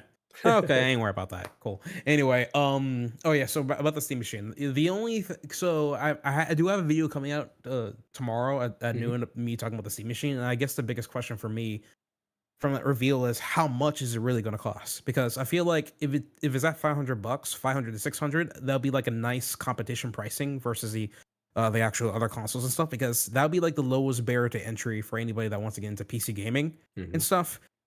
And I'm really hoping for that. But if it's going to be PS4 Pro pricing, that's going to be a really really hard sell. That's only be going towards like enthusiast people like me, you, or anybody else that wants to further mess with this machine, right? Mhm. The way I see the Steam Machine, like I mean, they literally call it a PC, which for me, when the first thing I thought of when looking at the Steam Machine is like, damn, this small little cube can literally be my media server if I wanted to, right? And it can Yep. be multiple different things. You can do, you can use Blender to make your 3D models and everything. You can do whatever you want with it, right? Well, And it's a Linux system. yeah, You have to remember. So yeah, of course, yeah, it's Arch Linux technically, but it's like I'm really hoping they're willing to compromise on the pricing a little bit, at least maybe 550 as a middle ground or something, because I don't know what their aim is. Like, if they're aiming to like sell a lot of units of this, then I don't think it's a good idea for them to even like price it similar to like the PS4 Pro or something like that. You know, especially if Digital Foundry already confirmed that the performance is going to be like slightly above a Series S, which is the lower tier version of the Xbox Series X. You know, so it's just at that point, what are you selling about this system Yeah. besides of it being a PC? You know, I just think So- like with those specs, there's no way it's over $600. yeah, same here, and for me, I'm actually more excited about the the Steam controller. I might pick you that can one up and see it on build day one. a So. Steam machine. Yeah, you can. But the thing is, Yeah, it we can. yeah. But I'm saying like you could technically buy off the shelf parts, make a Steam machine. Yeah, The Steam I know. OS code is already there. The thing is to make something comparable with those current specs is going to cost more than $600. Oh yeah, that's true. But the thing is, what I'm saying here is that Steam machine And that's is what I'm made saying. Like for. they're not going to try and like take a loss on the hardware because of that. They already Yeah, the thing is, they knew the Steam Deck would sell, and that the they're way making I all their see money on the it- software.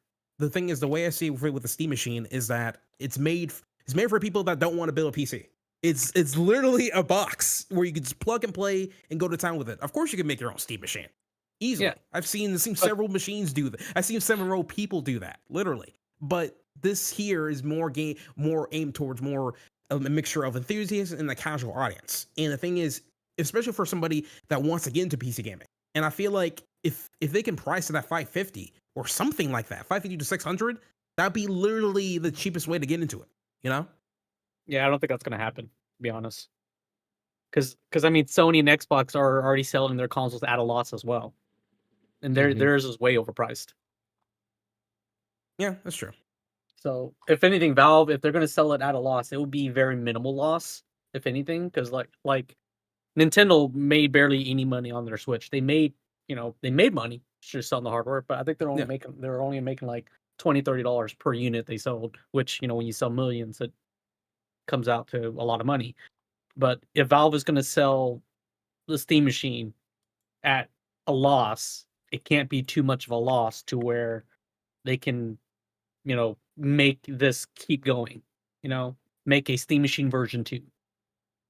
A lot of people already have Steam Decks, So they're going to be like, okay, so what, Yeah. So it goes back to my question, like, who's it for?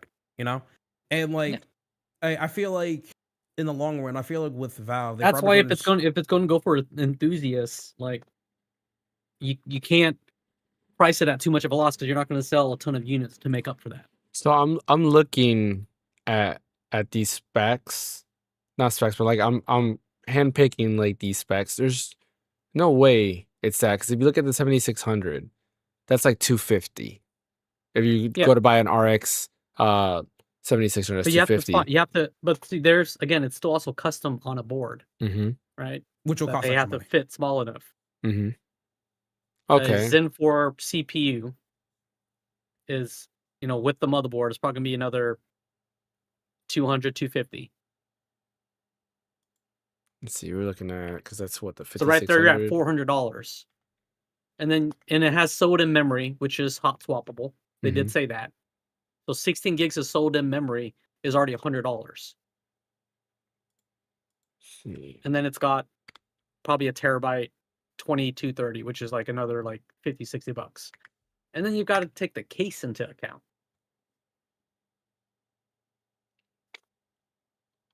Yeah, so you're looking at that. So let's say 245.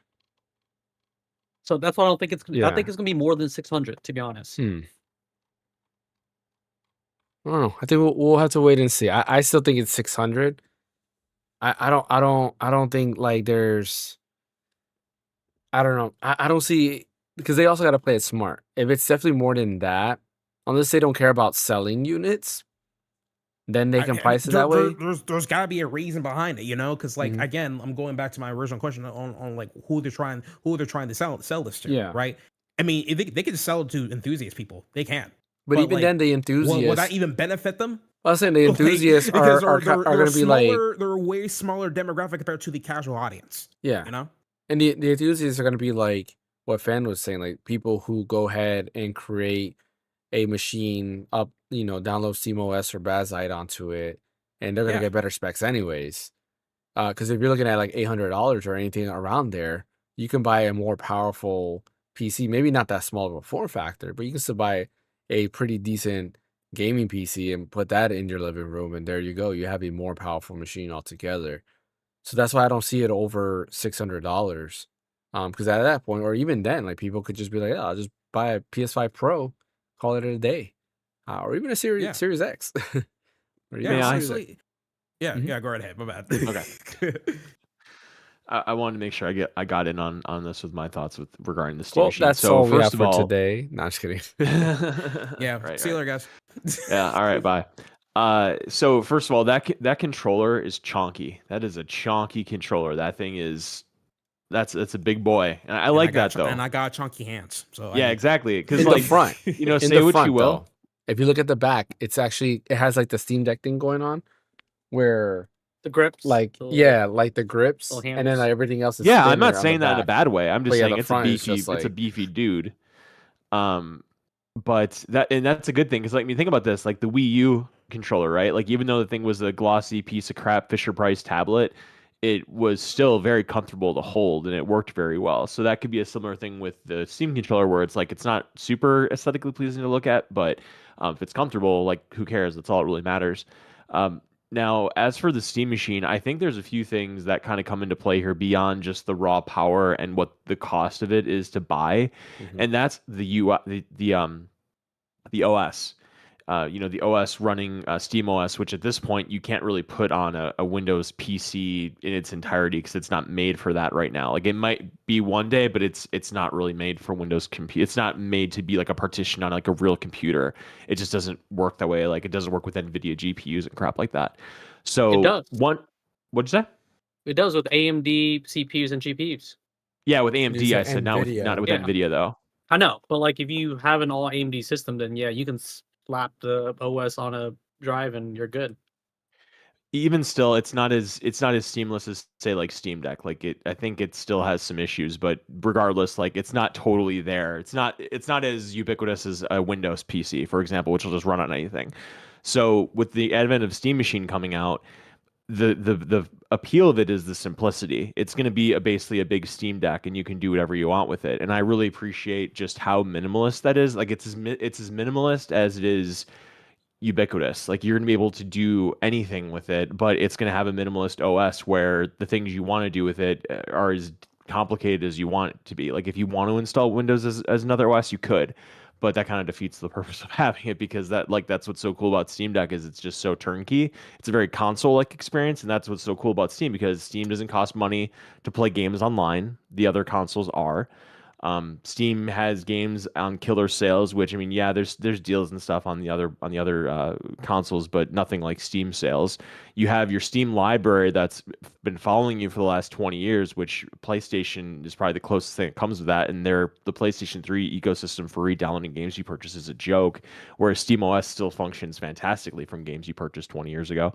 I just think that this thing is a play to get people to really get into PC gaming without overwhelming them with the bloated mess that's Windows. That's Windows, because like if I could, I would just wipe everything off my Windows computer except for the ability to play games. And that's what I try to do when I get a Windows computer. Is I try to like go in and uninstall the stuff that I don't care about, that I don't want, but it still has all the Windows junk in it. And I just think it's incredibly powerful that Valve is going to release SteamOS and it's going to have kind of a similar usability as like the Steam Deck, where just you just put it on, and it works. And I just think that it's a very like Dreamcast philosophy in a way, like where Dreamcast like technically ran Windows, but it was a turnkey console, and it was just very gamer friendly, very consumer friendly. It was just this wonderful piece of kit, and that's kind of where I think the Steam machine is going. It's like going in that like Dreamcast mixed with like a um Windows PC, like a hardcore Windows PC, and the price, I bet the price is gonna be between, I think it'll be 600 or above personally, just because I could be wrong, but we'll see. But I don't know. I really think this machine is gonna do bonkers. I really do, because Valve tried this already, but the difference is that this time they're making the hardware as opposed to when they tried the Steam machine before. It was they used OEMs and it was kind of a mess. And now since they're going to be responsible for what's in the door and outside the door of the system, it gives them a lot of opportunities to like improve it, roll out updates, update the OS, bring new hardware to it, update the hardware, and it's like it's all encompassed in the Steam ecosystem. So I think that's going to be incredibly appealing as well. It's appealing for me. I love that. So I might get one as a secondary console just to like bring up to different rooms of the house that have as a TV to have my library on. And yeah, I think it's great, and I'm looking forward to it. Yeah, I mean, I agree with you with that. Like the issue with like PC gaming, in my opinion, too, is just that like Windows is just a mess. Like the stuff that's being forced down, the performance difference that I saw that I think you weren't around for this, Brian, but like Fan and Ash remember when I decided to upgrade to Windows 11 just to see what it was about. I did take a performance hit, and it was noticeable just for upgrading to Windows 11 because of the stuff that they force down you, and then they continue to force stuff down you that eats up a lot of just resources, such as Copilot and all that stuff. It's And just so bloated. Linux, it is. It's a lot of stuff there that's just in there that you don't need or don't want, but you're like forced to have that there running at all times. And it's been getting worse over time. It's been getting a lot worse over time.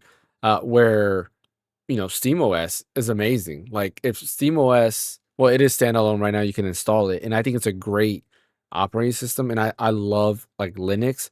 And we can get to that point where they can fix, maybe it's not fixing, but where they can somehow convince like game The developers world. to enable anti-cheat on games such as like Battlefield or Call of Duty or even Fortnite, which Epic they will never do because they're greedy. Um, I think that would be great, and we can start finally moving from Windows to like SteamOS or some version of Linux as a main operating system, which then I would be super excited because I love Linux from back in the days when I went to college.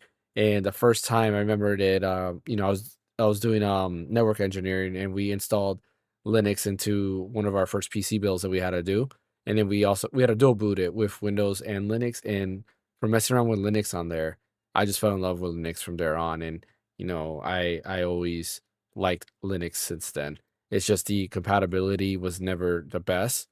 but as it's gotten more popular, especially thanks to Steam Deck, compatibility has gotten better. Proton is amazing. It's been helping out a lot when it comes to like just playing games on Linux-based systems, which is awesome. It's just there's still certain minor things, not too big, but certain minor things I just wish it did better. And then you have people who are just weird, like the DuckStation dev was like, "Oh, I'm not going to support Linux anymore for no reason." Like it was just a weird thing. Like, come on, a lot of people are on Linux. Why They not? the guy that did XB Play, the remote play app for Yeah. Xbox, that got sunset too back in September because I went to Why? download it on my Steam Deck and you cannot get it anymore. Why? I wonder why he did that. Was it the same thing? It was on the subreddit where he like made an announcement and you couldn't talk about, which led people to believe that maybe Microsoft like put some pressure on him or something like that, and Possible. because of like Yeah. the Asus Rogue Ally X, and people are like, oh, make it open source. He's like, I can't talk about it, but I can't make it open source and stuff. And it's really a bummer because I tried just for the heck of it to try to play a remote play on my phone with like my Backbone controller or whatever. It does not work anymore because it doesn't go through the app, it goes through the website, and it would not connect to my Xbox. And so it's like if I can't get it to connect on my phone with like the official Microsoft with the official Microsoft client, then And what didn't you chance purchase is that this too? third party one? Yeah, and you had What? to buy that too, right? Didn't you have to pay like $8 or something for that? Yeah, I bought it too. Yep. Yeah. That's kind of like very un-Microsoft. Like, Yeah. you've never really heard of them doing stuff like that. That's stuff like Nintendo Oh. does. Oh, you mean like telling him to take it down? Yeah. Yeah. Yeah, I don't know why. I mean, some people are speculating that they're going to release a client for Steam Deck, which I find it hard to believe because it's like that it's a direct competitor to the Asus ROG Ally X, and that might be one of their main claims. Like, oh, you can remote play on your ROG Ally X, but on the same pain though, they want everybody to play everywhere. So maybe. Yeah. I mean, honestly, like Microsoft wants to play everywhere, right? Just releasing Microsoft an Xbox client on Steam Deck so that you can remote play and just download Microsoft games, and that will get you more Game Pass subscribers because you want Game Pass subscribers. Like, why not? Or Xbox Play Anywhere, whatever the case might be. Yeah, I don't know. We'll have to wait to see when it comes to the Steam machine. I'm saying it here. If it's $600, I'm getting it. If it's higher than 600, like if it's $700, $650. Yeah, If it it's like hard, definitely. $650 with the Steam controller, then yeah, okay. I'll bite the bullet for the extra 50. But if it's $700 or more, it's gonna be a pass. Like I think it'll be probably $650, $700. yeah, like $650. 'Cause- I'll buy. Because I've done the like hardware pricing, Mm-hmm. and like it's around that amount for Mm. that stuff. So I think if they, with production and how many units they'll Mhm. make in order, that's probably the cheapest they could sell it at to where they're not making a loss. Or too much of a Which loss. interview was it that they said they're not gonna sell it at a loss like the Steam Deck? Do you know? Or which like video? I can't remember. I watched a couple because I watched the Adam Savage one, and I also Mhm. watched the Linus Tech Tip ones Okay. and a couple other ones. But someone made a comment where like, with they're not going to sell it as cheap as like what they do with the Steam Deck. It's not going to be that same operating model Mhm. where they're going to like sell it at a cheap discount, trying to Yeah. get hardware out there as much as possible to make all their money off the software. They've got to like keep it reasonable to where they're not going to like kill that whole project altogether. Yeah. They don't want to recreate the mistake with what they did with the Steam machines originally. Pretty much, I think is what Yeah. it is. Well, I think that's the thing. Yeah, if you put it too high, it's gonna recreate the issue of Steam Machine, and people are Yeah, not but gonna if buy you it. put it too low and not enough people buy it, then you're still gonna, you Yeah. gotta like price it according. And I also think they also said they didn't put a price out yet because they don't know Exactly what they're gonna do. the landscape is right now because of all Yeah, the the tariffs and all that economic crap that's going on. realities. Yeah. Exactly. So they're like, we can't put a price on it yet. The 'cause thing we with don't know that what's too, gonna- though, it's like what it out is. of with the tariffs and everything going on, the Steam Deck hasn't like it's still the same Hasn't price. changed. Yeah, Same which thing with is the Portal. yeah, which is great. Like Well, I think that's because like certain electronics, I think, have a there's certain products that have a Exemption. exemption, yeah, for Steam Decks are those an certain tariffs, exemption. and I think that's what it is. Maybe. Right. People in the White House are like, you can tariff everything, but not a Steam Deck. Yeah, Please. Yeah. Oh well, I mean, I'm excited. At some point, I'm gonna get everything. Yeah. I'll get a Steam machine. I might not get it day one, but I think eventually I will. I'll get a frame and a controller, and then that way I can be in my living room, play my Steam library, do VR, everything out there, and then I can still come to my office, do it in here. I can kind of just float back and forth. You can live on the grid, fan. Yep. I kind of do will already with the try Victor. out your Steam frame, and if I think it's how do you cool guys enough, feel about I'll the get one. Steam frame? I thought about it. It looks cool. Fan is the but only one here just picking it up day one. That's day actually one. the two that he's excited for was the Steam frame and the Steam controller. I'm imagining the Steam frame's gonna cost like a minimum of $1,000 because I feel like the Valve Index was around that price, and I feel like if it's going to surpass the Valve Index, then it has to be more than the Valve Index. I think it'll probably be around that price. Probably Okay. like 900 because the index is about $900. How much Yeah, is that's what I thought. the PSVR 2? Yeah, so I can see about PSVR 2's they 500? dropped the price. Isn't it like 350? What was the original price? The launch price though was it like 500? Was it 5? That was 500 originally. Yeah. I think the Steam frame is gonna be. I think it'll be like $600 or $700 as well. I think it's 1,000 honestly. Definitely 1,000. You think so?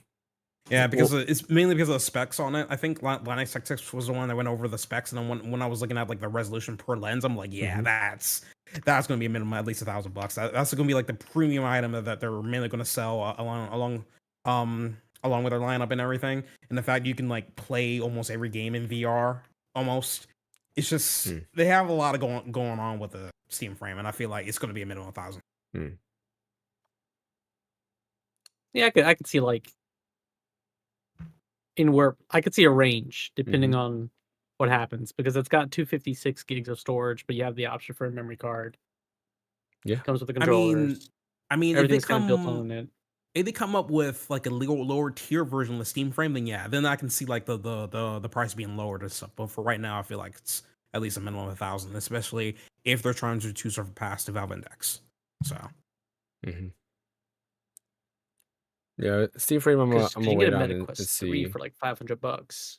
Yeah, and it's definitely better than the then- MetaQuest 3 for sure. Yeah, that's why I would tack on like you know I think you're a couple right. $100 added 'Cause on I there, was so I probably was like thinking of $800. the what is it? The Galaxy, like the one the AR VR headset that they have going on. I was like comparing like what they have there, and that runs Android, and I think that's like 1,500. So yeah, $1,000 I can see for sure.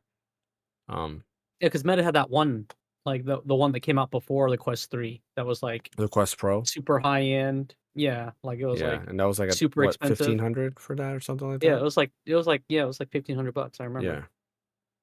What do you guys think the controller pricing is going to be? I think $70. I'll say yeah, 80. 70 to 80 within that 70, range. $80. Yeah, if this thing is like, what is it now? 80, I think, with the price I jump, think that's right? 80. Yeah, if this is 80, that's definitely going to be around there. So yeah, I It can has see that. touchpads on it too. Like that's Yeah, not a low exactly. tech Yeah. controller. Like that's gonna be a piece of kit. That might even be closer to 100, honestly. Yeah, is it might true. be under 100, like 190 around there, 80. That's true. It has more features technically than a DualSense Edge or a Xbox Elite controller, and those are Yeah, so yeah, what, like those are 130? 130 Those are $200. plus Yeah. $200. Yeah. Oh yeah, you're right. It is around $200 for those controllers. Yeah. Yeah, so it might be $200. It might be 150. Who knows? Yeah, that is true. Oof, I didn't think about that. I'm still getting it. The controller I really do Yeah. like. I do gotta pick up one of those. I'm excited for that. And then this guy will get retired. He's been with me so long. R.I.P. R.I.P. For sure, I will be picking up controller day one because Yeah. I love the way it feels with the Steam Deck. Yeah. The fact they're coming up with a controller for that, It's so comfortable. I love my Steam Deck so much. I'm never getting rid of it again. This And like controller I has slept been on the trackpad for retired. so long on the Steam Deck, and then when I finally started using it for like first person shooters, I'm like, wow, that's a game changer. Feels nice. Yeah. Yeah. R.I.P. to this guy. Was that the Stadia? Yeah, the Stadia, controller. You can probably see all the dust. You see all the dust there. It's just, it just sits in the corner, all the way Is it behind. in the same corner as your everything. PS5? No, the PS5 is actually on the opposite corner. Yeah. I just meant the dust part. Oh, the dust part. Yeah. Surprisingly, I was trying to make a PS5 doesn't joke. have Never mind. dust. Never mind. Yeah, I got the joke. Thank you. Thanks, Ash. Well, you said the dust part. I actually wanted to look and see if there's dust, and there's actually no dust on it. Oh Surprisingly. my God. Yeah. I was making the joke that you say that you never play your PlayStation 5. So I said, is the controller in the same part of your room that the PlayStation is? Because you never played. Anyway. I think he played you. No, they're all in Yeah, corners. maybe. Like my RG Ally X was in a different corner too that was collecting dust. Yeah. They each were in Yeah. a corner. I'm sure. I bet. Alrighty. Well, I believe we're gonna end the podcast. What about what we've on been playing? that. Marcus, what we've been playing? Sure. We can talk about what we've been playing real quick. Yeah, Go ahead. Yeah. You go first. You want me to go? Yeah. Okay. So, Luminous Arise. Luminous Arise came out last week or a few days ago, whatever it was. And I started playing it on my Steam Deck, and I remembered why I fell in love with Luminous so many years ago, because it was a PSP launch game back in, I think it was 05, the PSP came out. And it was considered like the best game on PSP, along with like Ridge Racer and like I think Tony Hawk 2 was on it or something. Like there were a bunch of like pretty decent launch lineup on the PSP back in the day. And Luminous was considered like this addictive Tetris kind of competitor where the sound, the presentation, the gameplay, it was just very addicting, very beautiful. Because at the time, I mean, the PSP had this like beautiful LCD screen that the resolution was really high, and it was just unlike anything that had ever been seen before, really, on a handheld. Because I mean, at the time, the competitor, I guess, would probably have been the Nintendo DS, and there's no way that the Nintendo DS looked better than the PSP. I mean, overall, I mean, the resolutions were different and everything. So Luminous came out and it really kind of set the world on fire. There have been various iterations of Luminous over the years. They released Luminous 2 on PSP a few years later. That had a lot more licensed music, if I remember correctly. They released a Luminous game on mobile a while back too. I remember I had a Helio Ocean way back in the day, and that had a Luminous game on it that was like okay. And then they had like a mobile version, like for real as well. And then they did Luminous Remastered. I think that's what it was called back in 2000, like 17 or 18 or something like that. That came out on like PS4, Xbox, Switch, all the current consoles. And it was a remake of the first Luminous game. And yeah, they're all great. I bought all of them on multiple consoles. It's just a really great puzzle game. So when Luminous Arise got announced, it's made by the same developers that did Tetris Effect, which is I can't think of it now. I don't remember. I can't. I should know this off the head. What did you say? I said I don't remember the developer's name. Here, I'm gonna find it. Luminous. I always forget it. Arise developer. Enhanced. That's it. They did Tetris Effect. They did Rez. They did that other puzzle game that came out recently. I don't remember what it's called right now. But anyway, when they announced that they were doing that, I was just all aboard because Tetris Effect was just such a fantastic iteration of Tetris. I knew that they were going to do something similar for Luminous, which is just like right up there with Tetris in my view. So Luminous Rise came out. I played it on Steam Deck. I bought it on Steam, and I bought it on PlayStation 5. And I kept just like going in between the two, just playing it on PS5, getting some trophies, playing it on Steam Deck, getting some achievements, playing it on PC, and just ramping up the quality and everything. But then I was listening to the Last Stand podcast, Sacred Symbols, and one of the guys there was talking about how he's playing Luminous Arise on his PSVR 2. And I looked over at my PSVR 2 and all the dust that it was collecting, and I'm like, you know what? This is a perfect excuse to slap on the VR headset and just see what it's like. And man, let me tell you something. I put on that VR headset yesterday, and I started playing Luminous Arise in VR, and it's really transcendent. It really is. You put a couple really good put a good pair of headphones on, you crank the music, you have the video coming through on the headset, the vibration of the controller, you're making things fly all over the screen, and the music's thumping and everything, and you feel like you're inside of it, and it's really it's just really different. It's just such a cool feeling, and it's a similar thing with like Tetris Effect. But with this, it's just, like I said, I haven't played VR in so long that when I started playing this, it was just really cool. And I stopped playing after like an hour or something, and I took off the VR headset and I just started playing it on the TV normally. And it's incredible how not in it you feel when you're playing it on the TV. Because I'm a purist. Like I'll play a game. I like playing games on TV in general, and I always kind of thought as VR is kind of like a secondary, not as good way to play something. But for something like that, like you're in it with the headphones on, the lights are off, you're just watching the screen, all the stuff flying by your face and stuff. And when you take that experience off and you're just watching the TV screen, it feels totally different. It feels like you're a spectator rather than you're inside of the world. And I immediately downloaded a bunch of PSVR games that kind of like inspired me to go back and play some because I own a bunch of them. I just haven't played in a long time. So I downloaded a bunch of PSVR games and I'm gonna maybe try to play some more tomorrow. But hip hooray for VR, man. I'm so glad that Enhance added that functionality to Luminous Horizon because certainly didn't have to. I mean, nobody's buying a PSVR 2. They've had to drop the price and nobody's buying it, unfortunately. And VR, but that's VR in general. I feel like it's just not a very non-niche market, unfortunately, for a variety of reasons. So that was Luminous Horizon. I can't recommend it enough. 10 out of 10 for sure. I'm also been playing Spyro 2 Ripto's Rage on Nice. PS4 or PS5, and again, loving those games. Just really quaint, fun, happy games to play where you collect gems. Can't beat that. Going through the DLC for Mortal Kombat 1, the story is absolutely insane. I kind of miss Mortal Kombat 2011 and just how simple that was, like a retelling of the first game, and it was very easy to follow. And now this is kind of like Marvel alternate timelines with Titans, and it's insane, totally ridiculous. But it's a ride, whatever. Like I said, I'm gonna try to play some other VR stuff too that I downloaded. Messed around on my Steam Deck a bit. What else have I been playing on my I was Steam going to Deck tell you about lately? your Steam Deck. Did you ended up returning it and buying a new one, or what happened with that? Yeah, so I told you that the LED stopped working on it, and their support told me that they would send me a new one, and I was like, it's going to take too long to get like an RMA replacement. Like, I'll Yeah. just put another one on my credit card, and I'll just return my other one, and you just refund me when you get the other one. So I got my new one, and you know what I bought for it that I haven't bought one of these in 10 years. I bought a matte screen protector. Hmm.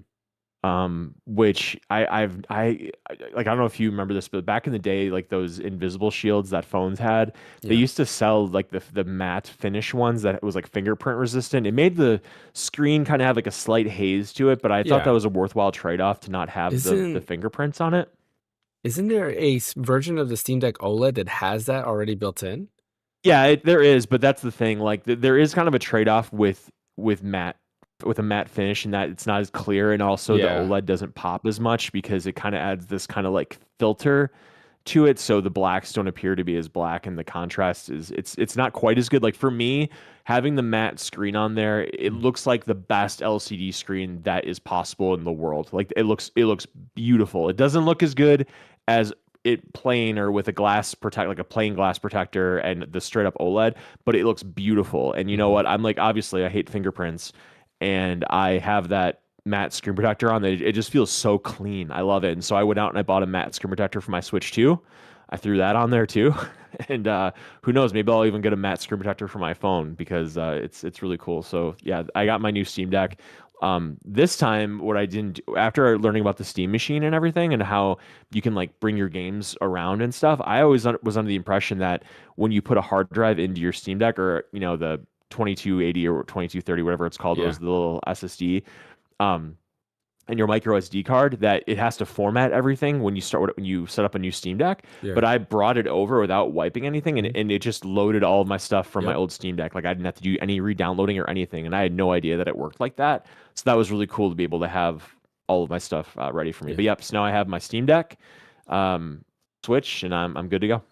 Yeah, there's people that have multiple micro SD cards, and they just swap out the micro SD cards, and they put like a list of what games they have. That's cool. Which is kind of cool. I wouldn't do that, but yeah. That's kind of cool that you got a new Steam Deck, because it's funny. I was talking to a fan earlier today. I was like, I wonder what happened with Brian's Steam Deck. He never told us if he got a new one. Did he replace it? Like, what was going on with that? And I heard I you got a new mentioning one. Steam Deck today. It's like, did you end up keeping it? Because that's unlike you to keep something that has like a faulty issue like that. No, I'm not. So yeah, I told them about it, and they're like, well, we can RMA it and send you another one, or you can just buy a new one. And I chose to buy a new one because I don't want to Yeah. wait that long, and Yeah. so I returned the old one. Cool. Ash, have you been playing anything? Yeah, actually, yeah. I've been like further going into The Last Remnant on the Switch too and stuff. Nice. Just so I can just learn more about the game because yeah, this particular game is definitely way different compared to any other JRPG I played before. Because I mean, it's definitely a tactical JRPG, but like Mhm. it literally takes tactical in the literal sense of it. I feel like it's even more tactical than freaking Unicorn Overload or something like that. Mm. So, because it's a whole different set of like things you have to worry about, like creating unions, when to initiate the battle, when to get out of a deadlock, what is a flank me, and all that kind of stuff. It's a lot of different stuff, and you have to prioritize like weapon upgrading and stuff. Which set of fighters you need to set up because if you're like a beginner like me, it would be advantageous for you to make sure all the fighters are in the same union. So like you can get like 5 people within the warrior class and maybe 1 or 2 when it comes to the healing side. But the biggest rookie mistake is that people like to mix like fighters with mages, which most of the time that does not work out. So yeah, it's a bit of a learning curve, but once you get used to it, you're good. And I feel like how this game will fall short is that like let's say if you want to come back to it and you already forgot everything you did there, it will take you a while to like regain that knowledge again and stuff. So it's the game itself is definitely interesting. I feel like the story is kind of fun because Russ Sykes is a bit of he's a kid that wants to get stuff done, but it comes with a cost where he wants to rush into things and it doesn't really pan out that well for him. Like for a good example, in one of the story missions, Rush and David's group go up to this area because they found some information on where Rush's sister can be at. And literally, when they finally see that there's like 2 antagonists holding his sister, Rush just rushes out of nowhere, like just trying to like save her. But they saw him and they dropped some random monster and they flew away and stuff. And it wasn't a monster; it was actually a remnant that they dropped, so that way they can fight it. But I'm like, Rush needs to further grow up to understand that hey, listen, everything needs to be a strategy in order for you to win to get the victory and stuff. And I feel like that's pretty much early in the game because when you look at his actual 2D character model, he actually wears totally different clothing and he looks a bit older. So I feel like there's going to be a time skip within the prologue, and then once you're done with the prologue, then you see a whole different Rush at that point. So there's a lot of stuff he needs to learn about himself and the way he fights, this and that, and then I'm looking forward to see that growth. But the biggest part is that definitely do the side quests, definitely talk to every single person that you know because there will be some really good weapons and really good leaders you can have for your unions and everything. And yeah, I feel like so far this is gonna be one of those games that I have to like dabble in every now and then because like the game itself, it's really, really goddamn long. So I may just make that as like a what you call like a third game I'll play. I'll put like a couple hours into it and then go on to play something else that's more priority, like Player Obscure Expedition 33. I need to beat that game before freaking the Game Awards or something because I thought you said you beat it. You didn't beat it yet? No, not yet, man. Like, listen, I can beat You the game right now if I people. want to. No, I can beat the game right now. Just if I go want do to. it. Clean up your stuff later. You can clean it up later. You're not beholden to being the game and you have to go all the way I back. need to get motivation to get back into the game first, man. And the thing You're gonna forget everything. Huh? No, I mean, no, not really, because like I recently played it like about 2 days ago, and I still got it. I'm all right. So, All right. but James, you need to beat it before the Game Awards. Yeah, I I want to do, collect but I everything. also want to beat every single Dragon Quest game 1, 2, and 3 before Dragon Quest 7 Reimagined. I mean, that's valid, honestly. Well, you got a lot more time for that. That's not until next year. The Game Awards are in less than a month. Yeah, I don't think Dragon Quest is going to be in the Game Awards next year. So I mean, hey. No, Dragon Quest 7 will Thanks be there, but like I wanna. I've been playing. Well, I'll talk about what I've been playing after you're done, Ash. Yeah. Yeah, sure. So there's that game, and then like I mean, I dabble into Clear Obscure every now and then. I'm just trying to like max out all my characters, and so that way I can like beat all the extra content in there. Because I can go straight over there and beat the final boss, but I know for a fact I will never be satisfied with that. So I have to get everything first, and then beat the final boss. That way I can call it a day. And I know they're gonna release some DLC, some like free DLC and stuff. And honestly, since this DLC, I technically don't have to do it, so I can still count my playthrough as like 100% completion for the most part. So, but yeah, that's one thing. And then one more. There was oh yeah, I might go back and play Luigi's Mansion again for 3 hours, and so I can beat it again because that game is so short. I wish there were more games that were hella short, because I can just go in, get all the booze, get all the money, get the big ass mansion again, and beat up King Boo again, and just like do all that shit in 3 to 4 hours and stuff. Heck, I might even do a stream for that just because. So, Yeah, but definitely. yeah, that's pretty much it from my side. So. What about you, Fan? To be honest, I haven't been playing much. I need to get back into it. I've been just so enamored into my Vitra, just messing around with that. The glasses. But yeah, maybe I'll get back and do Expedition 33 and hooking up to the Vitra and just playing it in bed. Yeah, that'd be cool. All right, for me, like I mentioned earlier, I've been playing Dragon Quest 1. I love the changes they've done in Dragon Quest 1. It went from a game that I mentioned multiple times, like this is a game that I love because of the experience. Like it doesn't hold up to today's standards because everything was one-on-one, and it being turn-based and it's like 1v1. It just didn't make any, like in today's world people were like, yeah, like I don't see it. But I loved it because of what it was. Fast forward to Dragon Quest 1 HD 2D. It's like almost like a totally different game. Like I'm 3 hours in and everything that I've been doing is all new content. It's not what was in the original game, which is pretty awesome.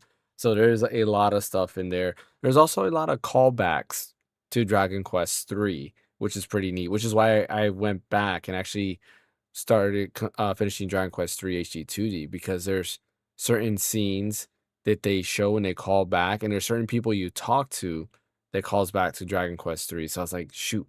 So let me go ahead and finish Dragon Quest 3 to see, because Dragon Quest 3 added some new stuff, and some of the characters that were new in Dragon Quest 3, they like their lineage appears in Dragon Quest 1. So it's like, okay, I gotta go ahead and beat Dragon Quest 3 HD 2D so I can see what they're talking about, because this is a new character, and that character was not in the original Dragon Quest 3 or Dragon Quest 1, which is kind of cool.